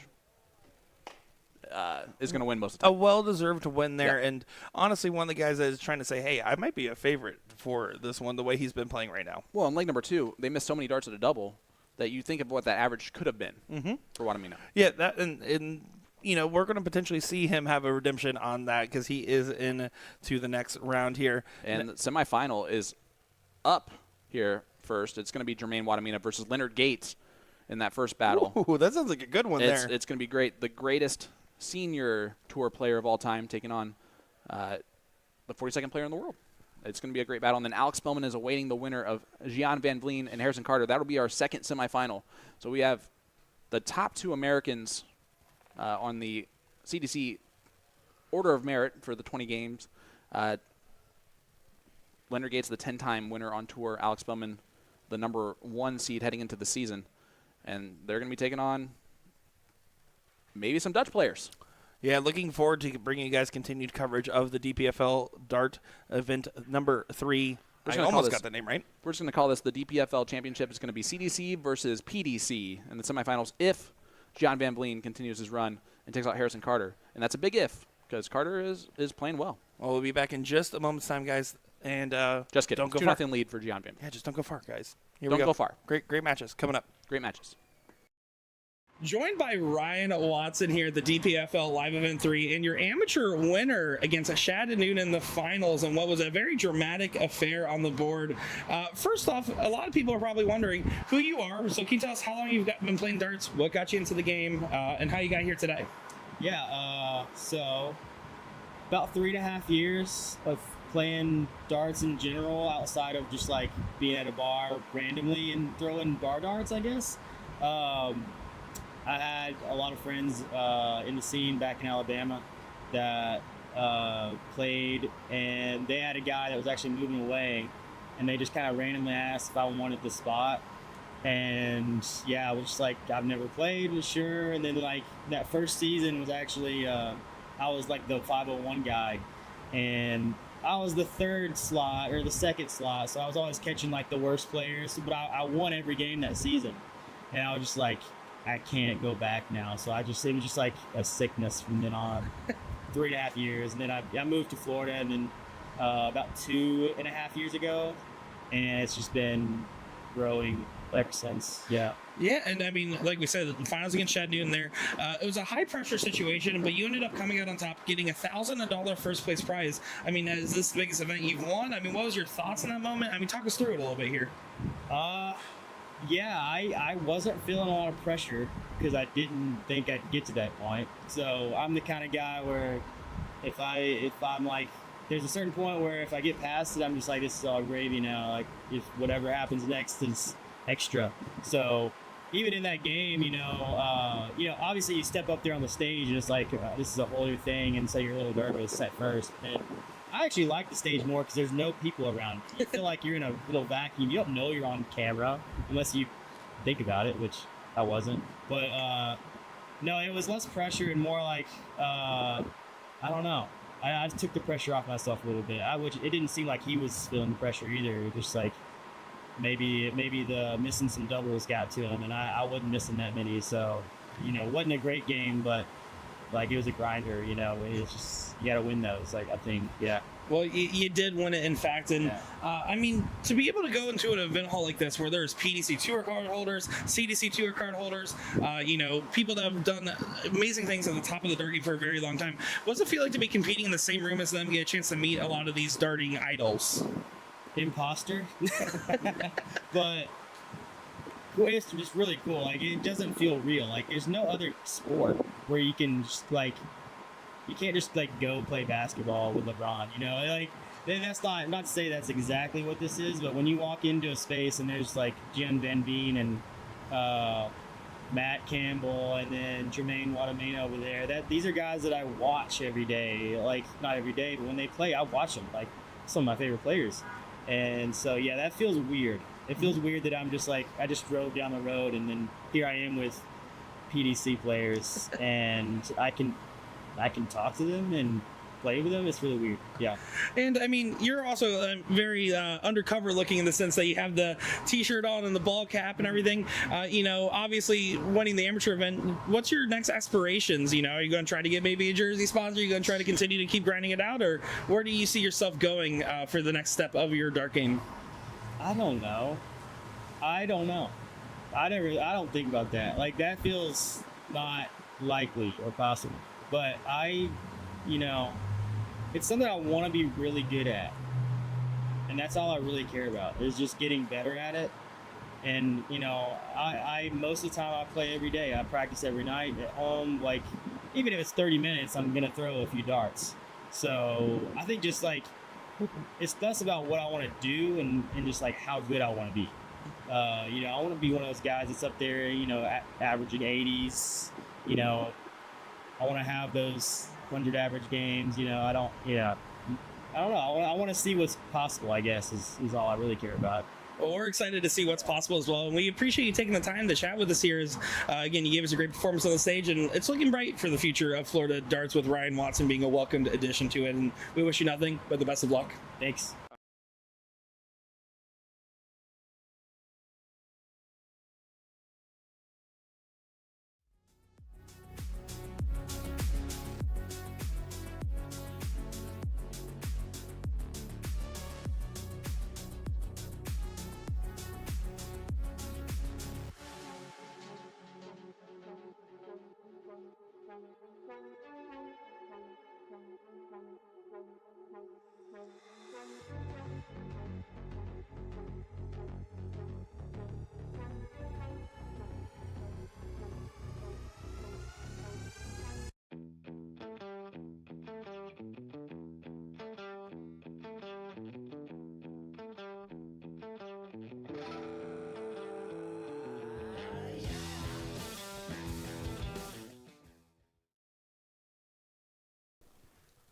Welcome back, ladies and gentlemen, to beautiful Kissimmee, Florida at the Reunion Resort. Sean Green, Nick Dichiria. This is the first semifinal that we're going to get in this DPFL championship. These gentlemen have already guaranteed $1,000 in their pocket. Now they're trying to go for $6,000 for first place or $3,000 for second. Soldier just made $3,000 for making a top 4 a couple weeks ago on ESPN. He would like to better that today. Yeah, and of course the format for the semifinal is increased to a first to 5 there. Beautiful. It's a little bit longer format, which I prefer and love because the more time I get to watch these two battles that we're about to get in the semifinals, I'm going to just call it. This is CDC versus PDC in the semifinals. Jermaine Wadamina versus Leonard Gates, and then Alex Spellman taking on Gian Van Vliet. You could also call this USA versus Netherlands. The battle of the acronyms. What? CDC, PDC. The battle of the acronyms. USA versus NED. Well, you can see 140 there does get Wadamina in it to a good position, but not as good as he would like, especially if Gates can find a trouble here on this visit. Does not, though. So 144 doesn't have to go, but might have to go. Depends.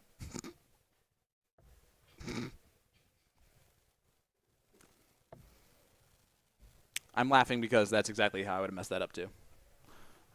Just straight up. Like I would not have been able to do it. How? Another one of those. And that's a perfect first dart. I don't think it's a perfect second dart, though. Leaves tops if he returns. Jermaine Wadamina, 49. Double 16. Yep. Double 8.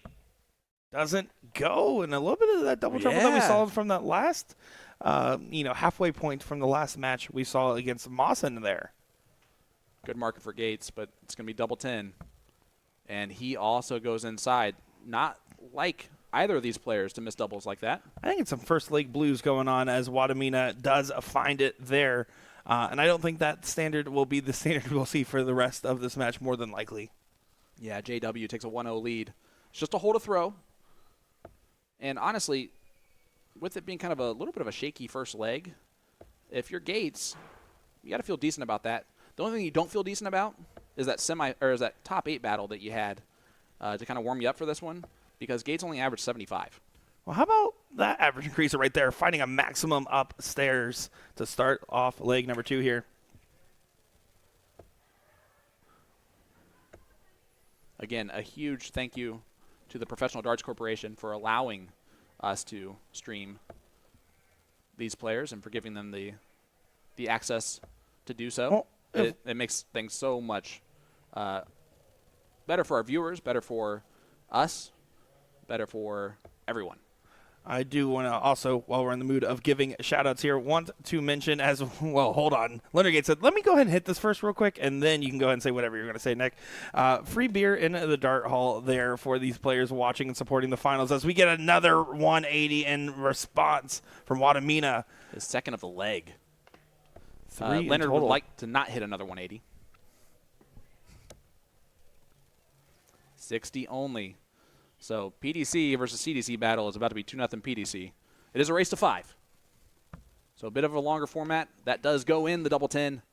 2-0 lead for Wadamina, and he'll just do-si-do and pivot back to the starting line. Yeah, and you can see that was a great recovery from him. I mean, again, both those guys in the first leg were not near the standard of what you would typically expect, and they immediately snapped out of it. Really just onslaught after onslaught between these two competitors here. Great darts from Soldier, who's struggling a little bit in the past couple matches. But when you're playing against Jermaine Wadamina, nice 1-3-1, and it's 1-3-1, and he's averaging what he's averaging, you just kind of have to improve, or else you're going to lose 5-0. No, you certainly do. I mean, there's not really much room for error here, as you can see some perfection coming from Leonard Gates on that one. And as he shows us, he's never been about that. Gator never been about that life. He does give the good, come on, Gator, every now and then. Oh, yeah. And I actually was out there filming earlier, and he gave one right to the camera. Come on, Gator. Love it. Love every bit of it. Gates just going to try to tee it up here and having a little bit of trouble. You need to find something, and That's Doesn't breakfast. do it. Yeah, I mean, he does do the bare minimum, but not the way that he would like. Wadamina just trying to set it up. 36 left. Does that Teed up beautifully. beautiful. Gates the 160 look. Oh, that's a beautiful first dart. Needs to follow it. Oh. And that was literally the difference between a millimeter of it grabbing the flight a different way. Yeah, I mean, excellent visit there for Gates, but not For a excellent 13 enough. darter. 13 dart hold of throw for Jermaine Wadamina. It's a 3-0 lead. They're both improving, but Wadamina's Improving better. improvement is started at a higher level. You get the side profile look from Soldier. From the front, his throw looks like it's not quite an aimed. It's more of a feel throw, but you can see right there from the side, it's about as textbook as it actually should be. The side profile is always the way to really look at a dart throw. That's where you're going to see the consistencies between player to player. Yeah, and it's also the discrepancies too, right? I mean, not only from the side angle, but everybody's dart throw in different versions, different angles, always looks slightly different. And when you're trying to mimic or maybe recreate the throw or work on your own throw, it's noted that you need to check the different angles, right? And these guys have excellent form. There's no real questioning that. Well, yeah, they're top players in the world because of that.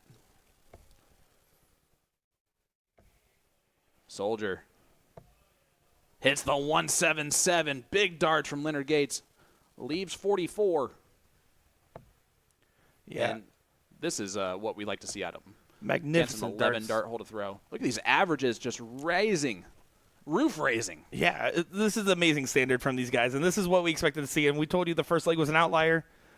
But If he misses this, and he doesn't, big 12 dart hold to throw for Gates.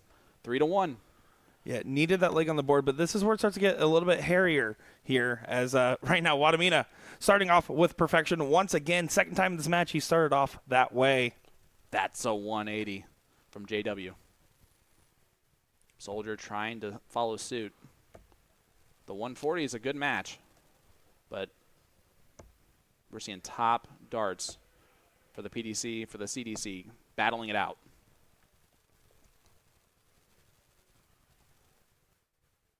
Leonard Gates, Houston, Texas native. Plays soft tip, plays steel tip. Former semi-professional baseball player. And he is a grinder on the dartboard. He's traveling weekly to play darts in these major tournaments. Probably one of the most traveled, at least inside the U.S., for current playing players. He really has gone around and done almost every tournament from the bottom level to the top level. You can see him at your local regional sometimes. He'll just show up there and put on a dominant performance. Yep. Yeah. The only level that he has not played at is that PDC level. He's probably one of those North Americans and United States players that has a likely chance of getting a tour card at some point. I mean, he dominated stage 1 last year and just fell short on stage 2, and he would be the type of player that would utilize it fully, that type of tour card. You see him, he's the number 3 seed in the senior match play. He will not get a look here. He wanted to try to get himself at least one dart going for the ball. 4-1 lead. And does get it there. Look at that from Wadamina. Getting it 4-1 and putting himself in pole position to potentially get this match. Soldier getting it started here. Needs to start off strong. It's as simple as this. He's got to win the rest of them. Or else we're going to have a PDC Dutch player in the final in Jermaine Wadamina. He certainly would like that, right? 100%. In that second semifinal that will be coming up next, it is Alex Spellman, the Jackal, taking on Gian Van Vleen, 22 years old, taking on Alex Spellman, who is becoming an ambassador for the game here in North America. Agreed there. And right now, Leonard Gates, you can't count him out. You look at this 4-1 score deficit, but even then, he's also one of those guys that will fight every single leg. I've never seen him give up on a leg, even in his most frustrated moments that we've ever caught him on. He does not give up on it, especially for this much money, for this much pride on the line as well, let's be honest. Yeah, I mean, you saw leg number 1, he averaged 70-something in that first leg, and now has risen right there above 100 heading into that throw. So he's starting – I mean, he's up for the task of throwing with these guys. Wadamina is so good at timing in darts, and that's the biggest thing from the top level. You're just you're better at timing than you are your opponents. Soldier will get 1 dart at 32, and he'll be back. Yeah, the double's a little bit off on that last dart there. Was kind of following the first 2 there, but no harm, no foul, leaving on a 16. And especially with Wadamina's position, like you mentioned. 16 to get a second leg on the board and try to get himself back into this one. Going to try to use that to his advantage. Can ride right in on the barrel and does do so and gives a little bit of stuff to the camera. 4-2. And you can see exactly what was in the mind of Jermaine Wadamina. Hey, I can give him that leg because I have the throw next. And he has a lot of breathing room, right? He could lose this one too. And he will still have another leg where he will have to be broken. It's a tough ask for Leonard Gates. It's a tough ask for anyone in the world in this position. But, how many times has Leonard Gates been on the other end of that situation, right? He's used to that position, and he knows what needs to be done here. He's not disillusioned. There's no illusions of grandeur here. He is just going to try to go to work once again. And same way for Jermaine Wadamina. He has been up this amount before and had opponents come back and beat him. So he is also going to know not to take the foot off the gas. He'll be weary of that, especially with his opponent showing up and ready to battle. Yeah, all gas, no brakes, like you said there. Trying to get himself to a finish, 2-3-6 in good position. Going to try to follow that dart on the wire. Needs one of these to go in. Trouble would effectively stolen the throw, and unfortunately it does not, so Wadamina has 6 from 220. I like those odds. Yeah. Winning darts, 50-50 every time. Everything's 50-50. I almost said that correctly. That was great. 1-7-6 cannot go, so how well can he set himself up here? Needs a treble. Gets it. All right, Shanghai for the match and a spot in the final. Can use that. Does. Tops. Oh, drops it low. Soldier's going to get a look. Needs it. Must go for Soldier Leonard Gates. Important to stay true here as well. You want that guaranteed dart no matter what. Beautiful. Double 8. Soldier trying to take advantage into the red bit. But it doesn't find it, and you can see it was almost a grimace there from him. Oh, no, he shouted loudly. It was a heavy growl from Soldier. That it was. But a little bit double trouble. Wadamina does not find it. So now the opportunity hand back over. Leonard Gates knows the importance of this moment. This could completely flip the script of this match. It has to go. It doesn't.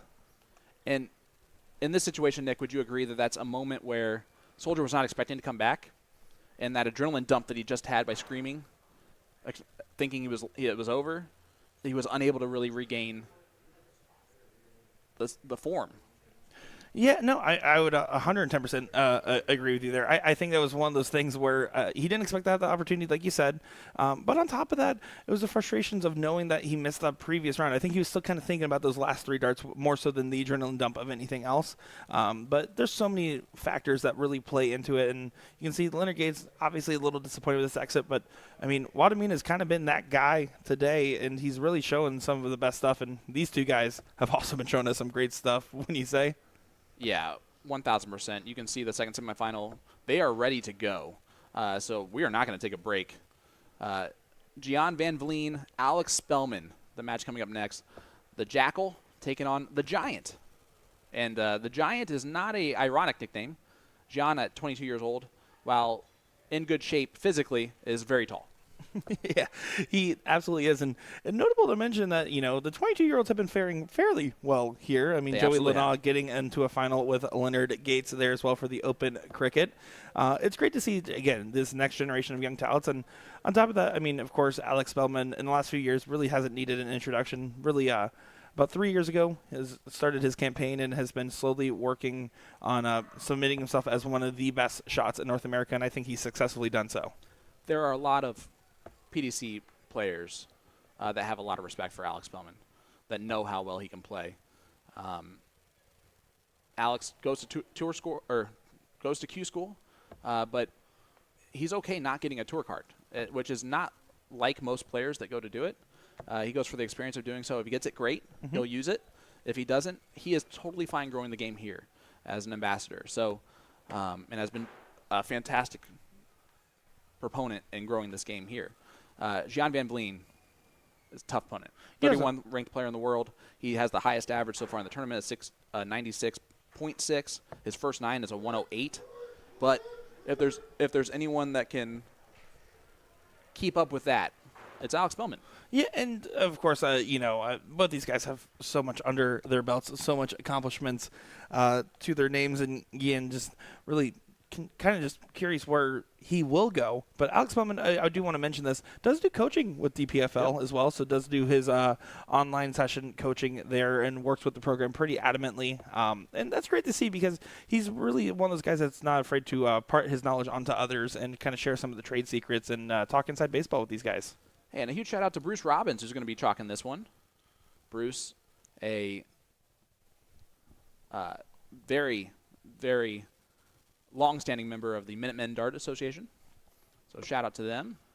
And let's get going. Gian Van Vleen, Alex Spellman.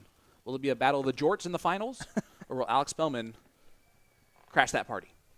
Yeah, that is the question that some people probably are asking, and other people would word it differently. Looking forward to this one here. And, of course, on top of that, I mean, let's be honest, there's going to be a fair amount of the people in the chat that are going to be saying, hey, we want at least one guy from North America in this final, right? And make it a battle of the nations here. If you're asking Gian, he does not believe that. He wants to just go ahead and throw his darts his way and get some wins on the board. Yeah, guys, grab your popcorn.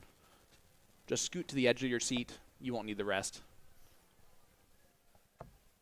I mean, what is your expectations for this matchup, right? I mean, just going off your guttural instinct here. If they're, I mean, it depends. They're gonna play off each other, right? If one of them averages over 100, they both will, or they'll both be right around it. If they both struggle a little bit, or if one of them struggles a little bit, they both will struggle a touch, and maybe it'll be around a 91, 92, which is their struggle in this moment.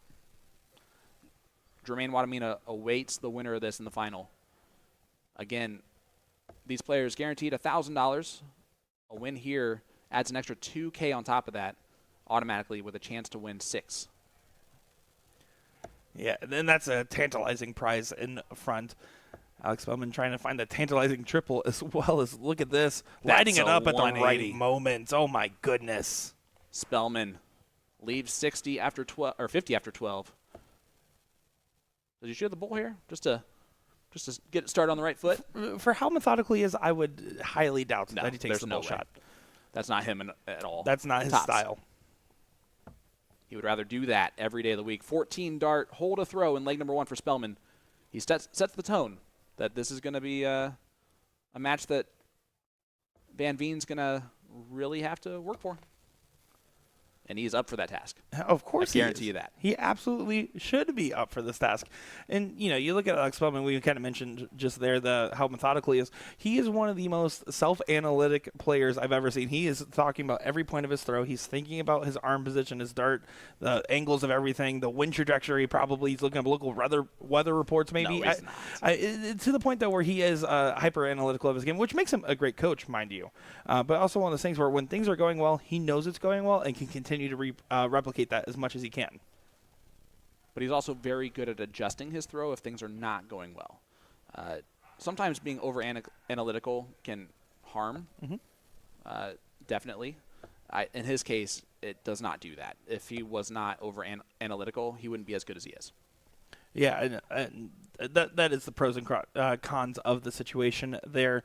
Alex, unfortunately, on the outside looking in on this leg, it looks like for sure. as he's just trailing by a little bit here. Yeah, let's just say bye-bye to this leg. Gian Van Vleen has a million years at 121 right now. Just tease it up a little bit nicely.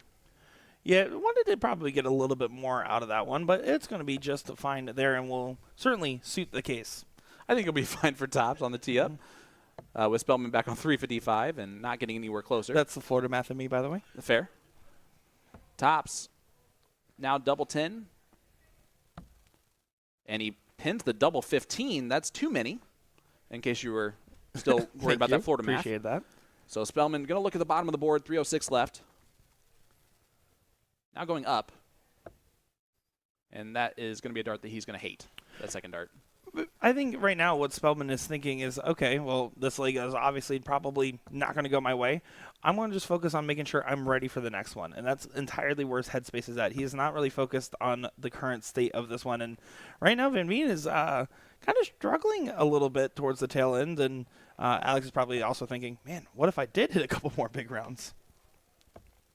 You're not wrong on both of those statements. And unfortunately for Spellman, you're just gifting Van Veen a winning leg when it's a 19 dart hole to throw, and he won't do that again. Yeah, he won't do that again. You can't do that again.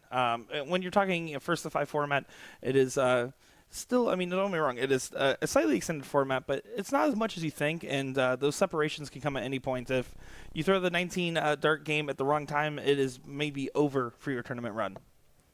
Right now, both of them struggle bussing. It goes in suit. When one player misses, sometimes the other one, but of course when one hits, the other one can as well. Yeah, that's a 180 from Alex Spellman. The first two darts, you just knew. You knew. I didn't want to call it out, but you knew. And it was also great placement on that last dart, just put right on top of those two barrels. Not much if, ands, or but about that one. I do love with Alex Spellman, if you actually look at his flights there, he's a big believer of you don't need to change him out too much. As apparently they're working just fine at the moment. And you can see they actually have a little bit of fraying and everything like that. He's like, they work just fine. As long as they're all attached and everything like that, it's fine. And Van Veen, on the other hand, you can see, usually tries to keep them pretty prim and proper, it seems.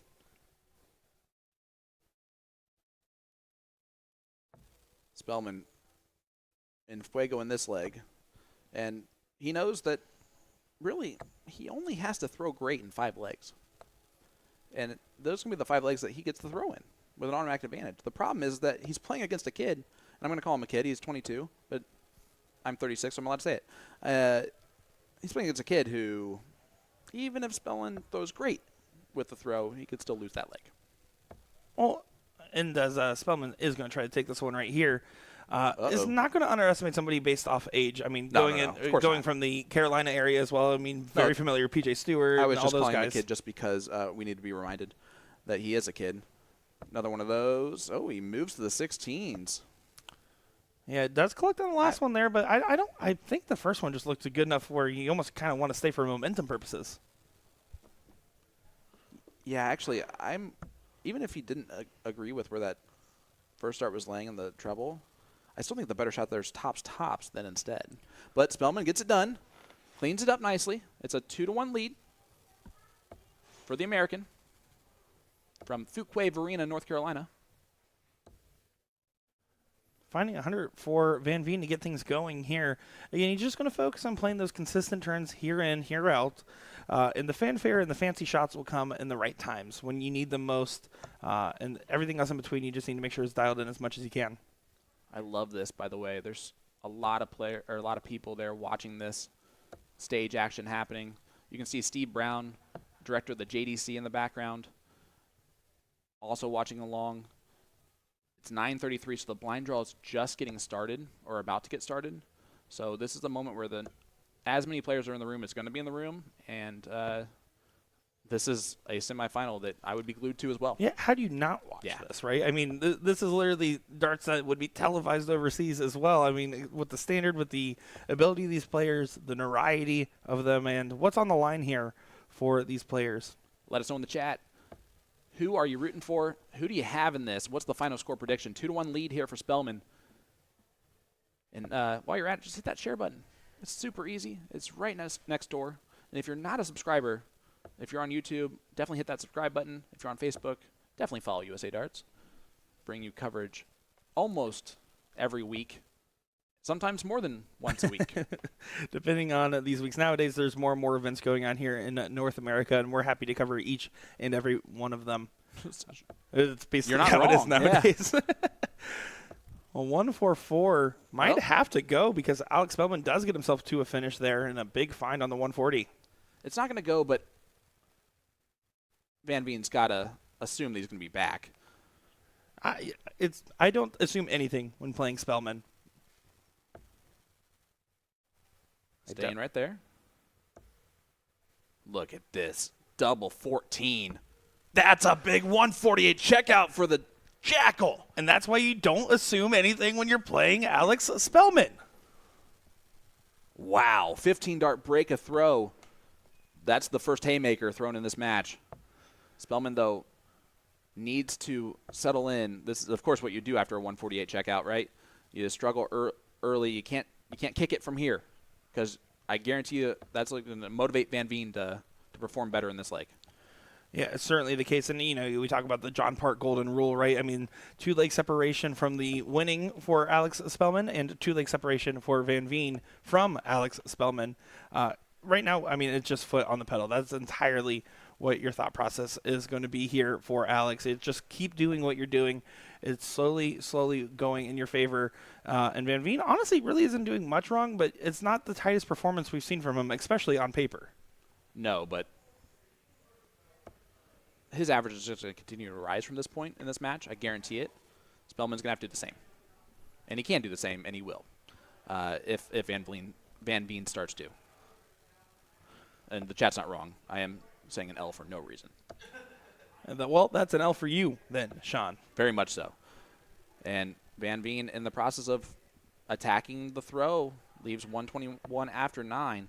Spellman really needs a couple troubles. 3 obviously is very nice. He's going to go for 3. He's looking somewhere else. At the bull, try to utilize that to leave a 2-dart finish. He wanted to guarantee the 3 treble call from both of us was wrong there. For sure. 1-2-1. Gonna get a dart. How good of a dart will it be? It's going to be a good one. Double 14. And Spellman's already taken out the 148. The 140 technically is just as difficult. I was going to say about the same level of difficulty, and it not going to go this time. He's going to have to just try to apply pressure on the 28 and see if some double trouble. I mean, we saw double trouble in leg 1. It could be something that happens again here, and maybe it doesn't, but in either case, he's in a good position with that 3-1 advantage currently. Van Veen has attacked the throw nicely, now just needs to wrap it up. Double 7. Nobody likes double 7. Needs to get over that dart. And he doesn't. Spellman would love 2 clear darts at a double. He's looking tops. No, he's not. That would have been crazy. He's only going to get 1 dart for the double. What a dart it would be for him. Double 20. Doesn't go. Leave himself on 40. You see the reaction from Soldier there in the background. Going to be rooting for his friend, his American friend. Yeah, you got national pride on the line here. Double 7 goes for Gian Van Veen. It's now 3-2. That's a break of throw. We're back on throw. And you see that average just starting to creep up for the 22-year-old Dutch player and 31 ranked player in the world. And this is a big moment, too. I mean, it just a hold of throw here does so much in the longevity of this matchup here to get yourself into the scenario where, the last leg nervy darts start to potentially come out from either side or from neither side with how well these guys have been keeping their composure on the stage today. Can we also talk about how impressive it is to be the 31st ranked player in the world? After Luke Lidler finished in the final of the World Arts Championship, he moved to 31st in the world with that much prize money that he won in that one tournament. So Gian Van Veen has had to have consistent success on tour over the past 2 years in order to be ranked in that position. He's made the most of his 2-year tour card. Now, currently, he gets a bye in the first round of the World Arts Championship. And, I mean, it goes without saying, when you have these youth talents that start developing good habits early on, it can lead to some very promising careers. And on top of that, natural talent always plays a factor to a certain extent. And if you don't think Steve Brown director of the JDC, is back there not smiling really big in the fact that John comes from that program. That he does, and Spellman now going to need to get himself to a finish here to pressure the 76. Because right now, Van Veen's doing everything right to cover that 3-1 deficit and make it chalk across the board here. It might only be one dart at the double. Just kidding. Double 8. For a tie ball game. Great marker. That was almost too good of a marker. Catching right on that barrel and just flicking over to the left just a tad. 1-2-1. Not going to go. Didn't stay true in that first dart. You have to take that extra moment. It doesn't quite release the way he would have wanted to there, and you can see the frustration on his face a little bit. Cleanup duty for Van Veen. It's going to be double 4. You know my thoughts on it. Your thoughts have stated true on it. And he grabs the double 2 on the last dart to make it a 3-3 scoreline. And that was a great hole to throw there after the break to get himself into this position here.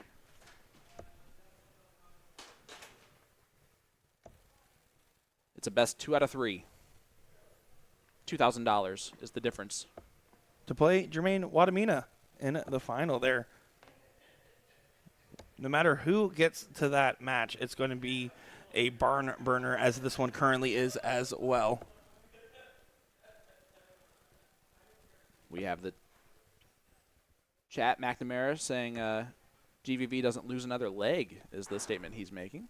He goes, I would love to see Spellman take it, but that's what his brain is telling him over his heart. I'll take the over. I would agree. I very much think Spellman wins at least one more leg. It doesn't hurt that he's in the driver's seat of this one currently.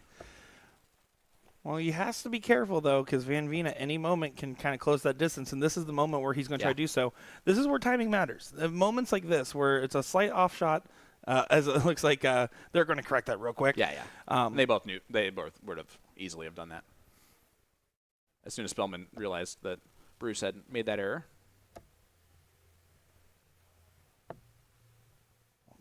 Does find a 19 on the last start there to go ahead and try to bring up that score and close that distance, but Alex Spellman still in the driver's seat. Is the foot on the pedal? It is. What type of pressure will it be under?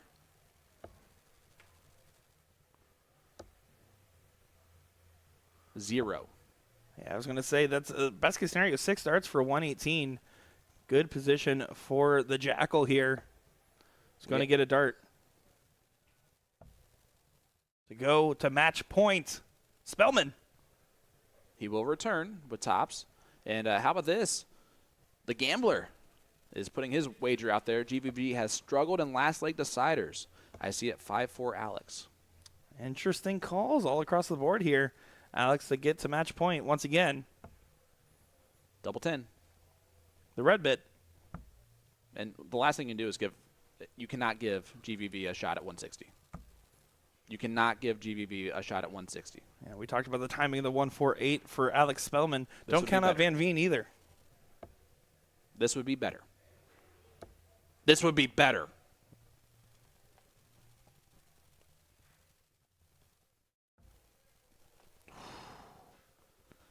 Took that extra moment to gain composure, and it doesn't go. I think all of us did a breath of relief there, but Spellman still got to finish it off, or else.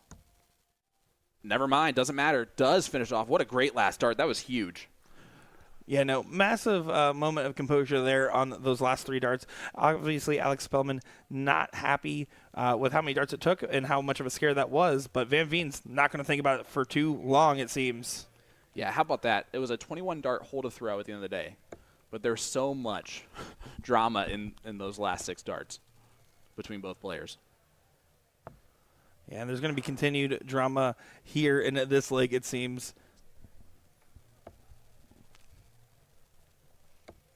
Look at this from Van Veen. 140, Nick Dichiria.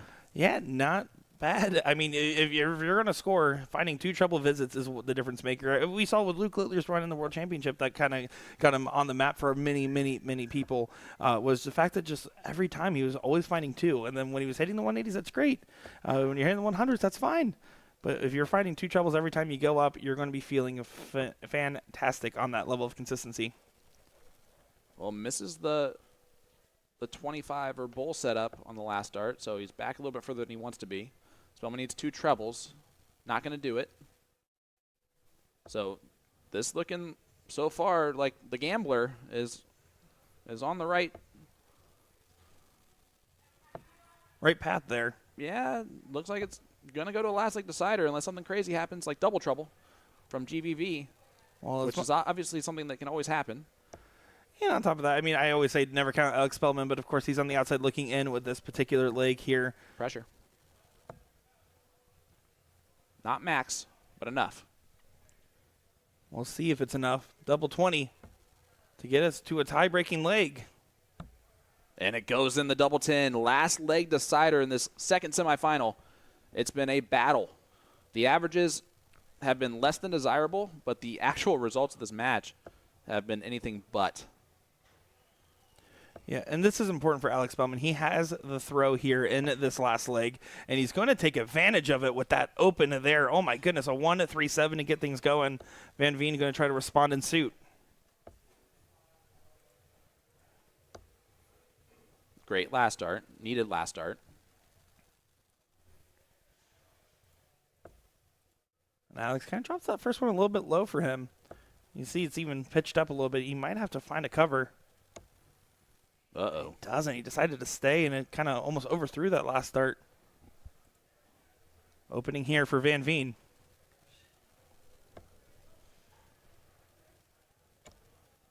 And he just says, no thank you. Yeah, I was going to say, opportunity squandered there a little bit. See him? He goes, shucks, in the background, which, by the way, might be the best demeanor in something like that you could have. Yeah, you just have to kind of shake it off there, especially given the pressure of the moment.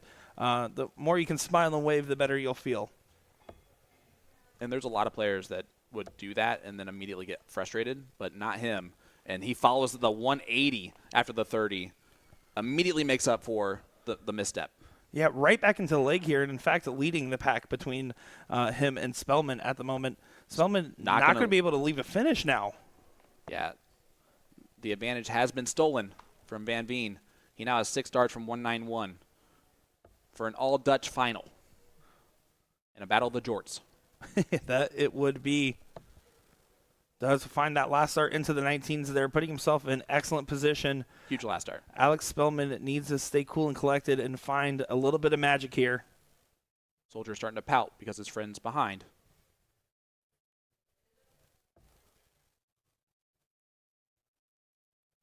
Taking that extra moment, very methodical player. Hits the 140. That's huge. That was a must-find to put on the pressure. bowl? We'll see what Van Veen does here. Yeah, I think you have to. 69 left. And honestly, that's a good marker for the bowl. He's going to have to use it. For the match. Wow. Oh, my goodness, by That a millimeter. could not have been closer. Spellman, 80 left.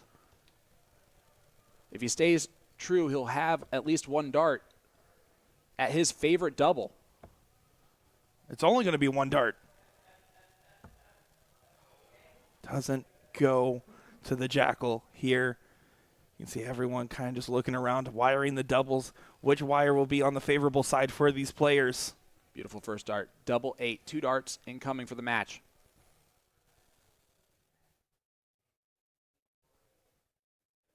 You see him take an extra moment there. And that is maturity. And Gian Van Veen wins it 5-4 over the Jackal Alex Spellman, who's going to be kicking himself that he didn't hit that double at the end. But, wow, what a battle. Yeah, that was down in the trenches a little bit for these guys. I mean, they had these very explosive moments, and then they had these moments where they were really just kind of dogfighting it out there a little bit. And Spellman's going to be a little bit upset in the sense that he had that 3-1 advantage, and it did not go his way at the end. But, I mean, really what that was Van Veen doing stuff right. And it's going to be time for the finals here in just a moment. Van Veen, Wadamina, the all-Dutch final. Yeah. And, oh, my goodness, Sean. I mean, this is just crazy to see. Yeah, absolutely. It's going to be a battle of the 31st ranked player in the world taking on the 43rd ranked player in the world here in Florida.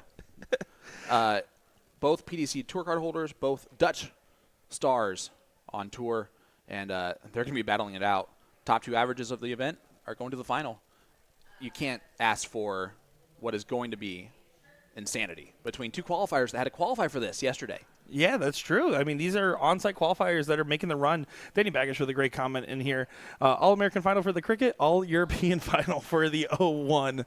There you go. So, guys, stay with us. Hit that like button, hit that share button. Let everybody know the final between Gian Van Veen and Jermaine Wadamina comes up next, right after these ads. Luke Humphries is the greatest darting force on the planet. Bullseye. Oh, we got one. The fish has been landed. We know he's too good. The world #1, world champion. Incredible stuff. Let me tell you about A to Z Darts. We're a specialty dart store with over 10,000 different products. We create in-depth videos and blogs to help improve your game and showcase our products. We give helpful advice on how to practice darts, the fundamentals of form and mechanics, and how to make better decisions when purchasing your darting equipment. Whether you're brand new or a seasoned player, we try to provide fun and informative content. I'm Jen, the creative director for A to Z Darts. I've been playing for over 10 years, and I've traveled the world competing in and promoting the sport. This is Will. He runs our live streaming company, USA Darts, and travels the globe as well to broadcast major darting events and interview PDC players alike. You'll find over 2,000 different sets of darts on our website. Guessing right now you're pretty interested in our resources? Learn about form, throwing mechanics, practice routines, scoring and grouping, checkout methods, cricket strategy, and much more. Visit a-zdarts.com to take advantage of our blog or follow us on social media at AZDarts today.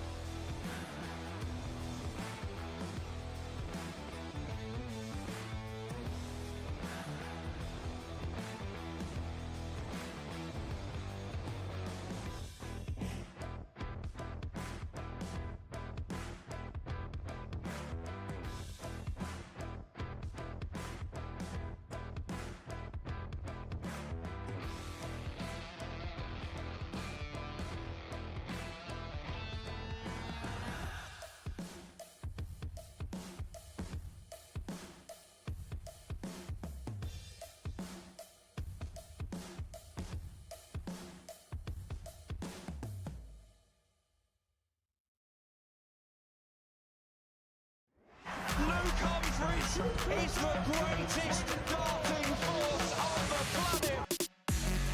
Bullseye. Oh, we got one. The fish has been landed. We know he's too good. The world #1, world champion. Incredible stuff.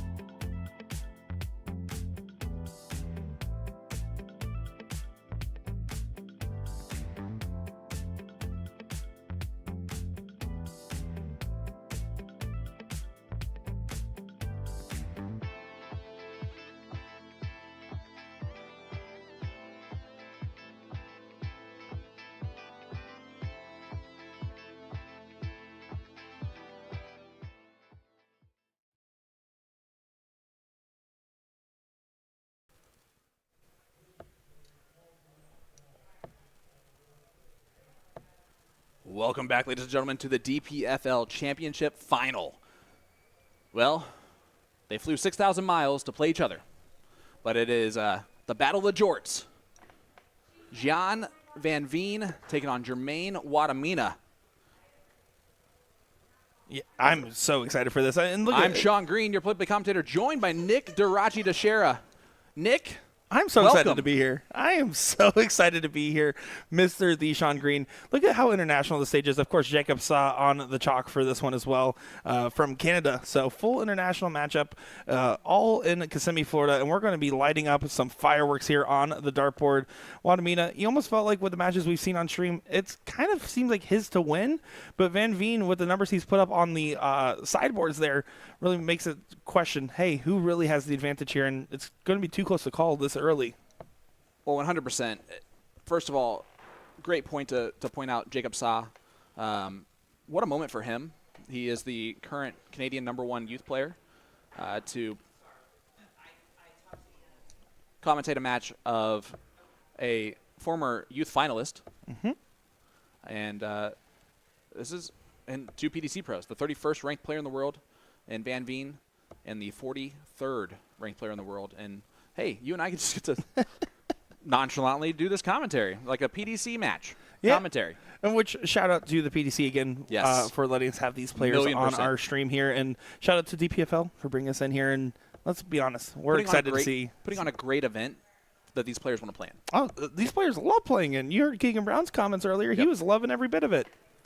I know there's a lot of American viewers here on the USA Dart stream that are not excited to see an all-Dutch final, but I'm telling you right now, you should be, because this is a very exciting final. The fact that we just realized this is our last match of the evening and it's a all-PDC final is just this is just stupid good. Look at this. This is world class. Big 108 checkout for Jermaine Wadamina in leg number 1. It's a 15-dart break a throw. Early in this match, advantage Wadamina. And, I mean, again, the Wadamina, you nailed on the head earlier, nailed his timing every single time he's needed to. When you can't teach clutch, and he's been clutch at the right moments. I love his jersey, too. It represents being here in 2024 at this event. It's great to see, you can see USA 2024 on the jersey. Red Dragon sponsored player for Gian Van Veen. Yeah, and just so much promise from him, right? I mean, 22 years old, and just knowing that the ceiling, the limit, the peak is yet to come from him, and he's already playing at a world-class level and playing as one of the best in the world. Well, he would be one of the best. He'd be the best up-and-coming player in the PDC if it wasn't for some 17-year-old. Some 17-year-old. Could be anybody that we're talking about. Definitely not. It's Luke Lidler, Oh, that one. That Yep. one. Okay, that's who I was thinking of, too. someone privy to his kebabs. That he is. And I got to be honest, knowing exactly where he got that kebab, because I had kebabs from there. Oh, this might definitely go. great. It Doesn't go quite yet, but Van Veen at 1-6-1 here. And you have to feel like he really wants this. He doesn't want to give that 2-0 lead early on. He's going to, because Wadamina's going to come back, and then as long as something crazy doesn't happen, it should be a 2-0 advantage. Van Veen has 6 180s heading into this match, this final, in 5 matches. How about Wadamina has 12 in 5 matches coming into this? So the consistency, though, has favored Van Veen in the scoring. Not so far in this final. A 91 plays 90 in the averages. There's really nothing between them besides the leg differential. No, and there's that level of comfortability between the fact that these players are extremely familiar with each other. There's no unknowns here. This is literally known as, well, these guys are good, and they're going to make it known that they want to win it. Well, and we knew that the A game was going to come out here, just like it did in the qualifier yesterday. They show up here to this DPFL event making a gamble, right? Because the only way that they're going to come out of this event really making money is if they not only win or make the finals in this event, but also qualify for it the night before. So for them to come across and do that and then get to this moment, while it's not completely unsurprising for the 2 highest-ranked players in the room, in the world, to do so, it still is a testament to their skill. It certainly is a testament to their skill, indeed. And, I mean, it's also like right now we're looking at a moment here where this is going to be them really rising to the occasion, playing some of their best darts. Well, maybe. But Spellman made a comment earlier in regards to his semifinal performance, saying that his turns were either 10 plus or sub 60. It was more of a dogfight style match to get to this point for Van Veen. There's no room for dogfight as he does sink that one in there and gets a leg on the board, and Wadamina wasting no time immediately at the Aki, ready for the next go. Well, first of 6 legs here in this final. This is just a typical PDC Players Championship format for them, or a first-round battle in most televised tournaments. So they've been there before. They've done this before on much grander scales. Now they're just seeing if they can beat each other. Mm-hmm. You know, Wadamina is probably big brother status. Would love to to take it to him. Whoever is going to be bragging on the flight home, and that's a 180 from GVV. Did he time it perfectly? I mean, it was a pretty good timing. Does find 100 there for Wadamina, so will be the first at a finish.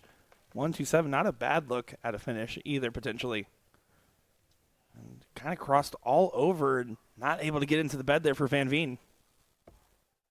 Yeah, and this will be a dart. It started double 8, and it's a 127 checkout. Wadamina had 1 ton-plus checkout heading into this match. He now has 3, and 2 of the wins here. 3-1 lead for Wadamina. And that rising standard continues to go. Yeah, look at those averages just jumping. Does the winning average over 100 here in this DPFL final?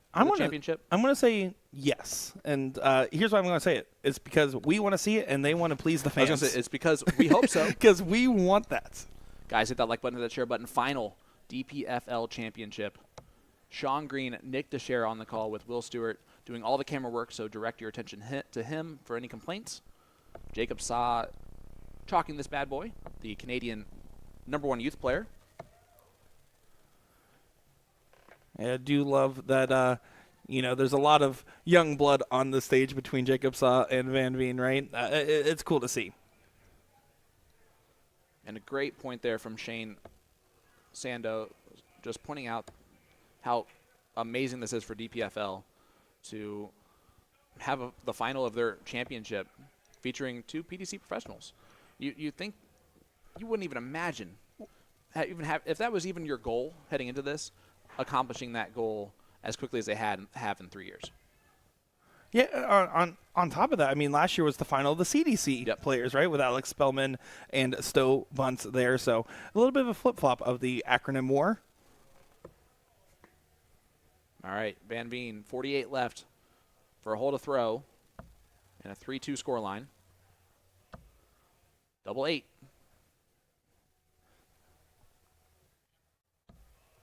It does do a good job of recomposing, but just doesn't click on the right side of the wire. He wasn't happy with that second dart. It went right where the first one was.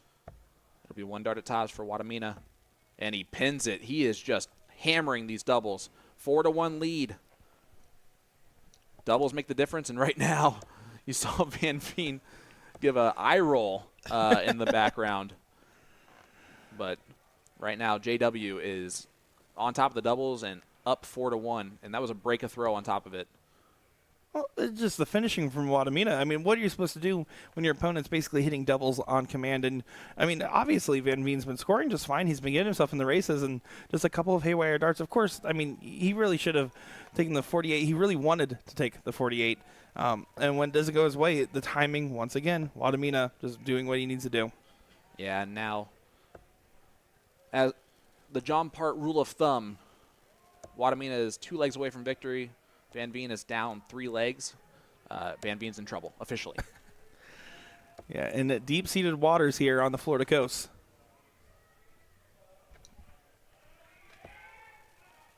Wadamina not having to shoot at the 161. Wouldn't have known if he would have or not anyway. Hits the 139. Sorry, 99. Jacob Sock confused Sar all. Honestly, no, he just.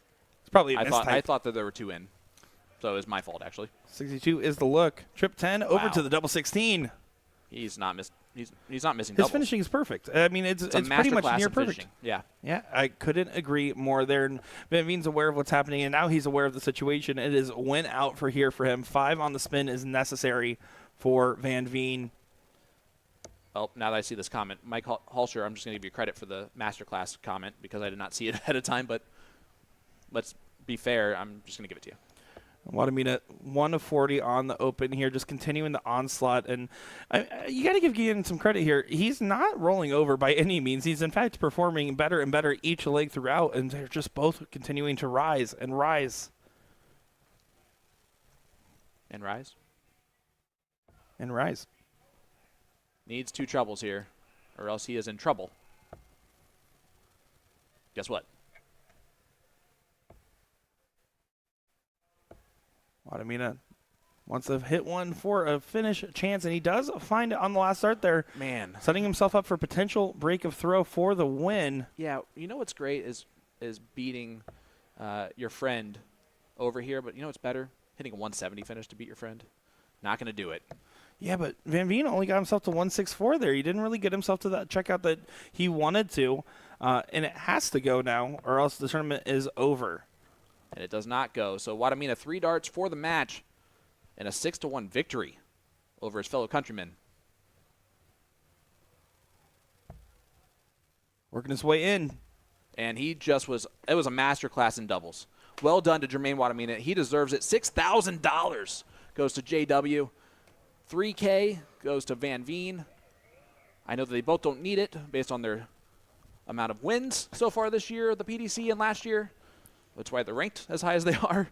But hats off. Congratulations to them. And congratulations to DPFL. This championship, the qualifiers, they did everything they were supposed to do and everything that they wanted to accomplish. It brought over these players to play, and it allowed them the opportunity to have success in a very challenging, tough field where they had to work their way to it. But congratulations again to DPFL champion Jermaine Wadamina. Nick, final thoughts. We're just spoiled here. Again, North American darts has been on the rise. Darts in general has been on the rise. And events like this and players like these guys coming over here is one of the biggest reasons for that. The growth of the game is something so important to us, right? I mean, we've watched it, we've worked with it for the last couple of years on our end, and to see these players do what they do and do what they do so well, and also on top of that, all these guys that have come over here from Europe have been so nice with everybody that's getting a chance to meet these big-time pros, to be in this room. I mean, we talked with Ryan Watson earlier, winning the amateur event, basically a brand new player, true amateur, talking about how he's playing with his idols. It's like going onto the basketball court and getting to play with LeBron James, is how he compared it to. Yeah, I mean, listen, I'm just a dart fan from Indiana who is just excited to be in this this greatness that surrounds us, right? And it's a pinch me type of situation that we get to do. Great moment for Jacob Saw, great moment for DPFL. You can see them celebrating this. That's Steve McDowell and Tim Way celebrating the victory for the Dutch Superstars there in that final. And, man, I don't think we could ask for a better day. Start off, great shout-out that we need to give to the IT crew who finally solved everything. Yeah, no, absolutely. And tomorrow we go live 10 a.m. start time, Eastern Standard, of course. So please make sure to give some love, give some support, and give a chance to watch some more great matches from these wonderful, wonderful players. Yeah, guys, tomorrow we have a great day scheduled for you, and it's an all-day schedule starting at 9 a.m. for the Super Cup 1, the 65+. We have the Super Cup 2, the 65 below. Women's double starts at 11 with Division 1, and then Premier Division is at 2 p.m. All of the DPFL divisions are running through tomorrow. Oh, women's division, not doubles. I apologize. I can't read. So But he can do math, we found out. That'll do it from the team here, from Will Stewart, Nick Dichiria, and Sean Green. Guys, thank you so much for joining us this evening. Huge shout-out again. Congratulations to Jermaine Wanamina for winning the DPFL championship. We will be back in action tomorrow at 10 a.m. Eastern Standard Time. We'll see you then. Have a We'll be great night. back in action at 10 a.m. Don't do that to me here.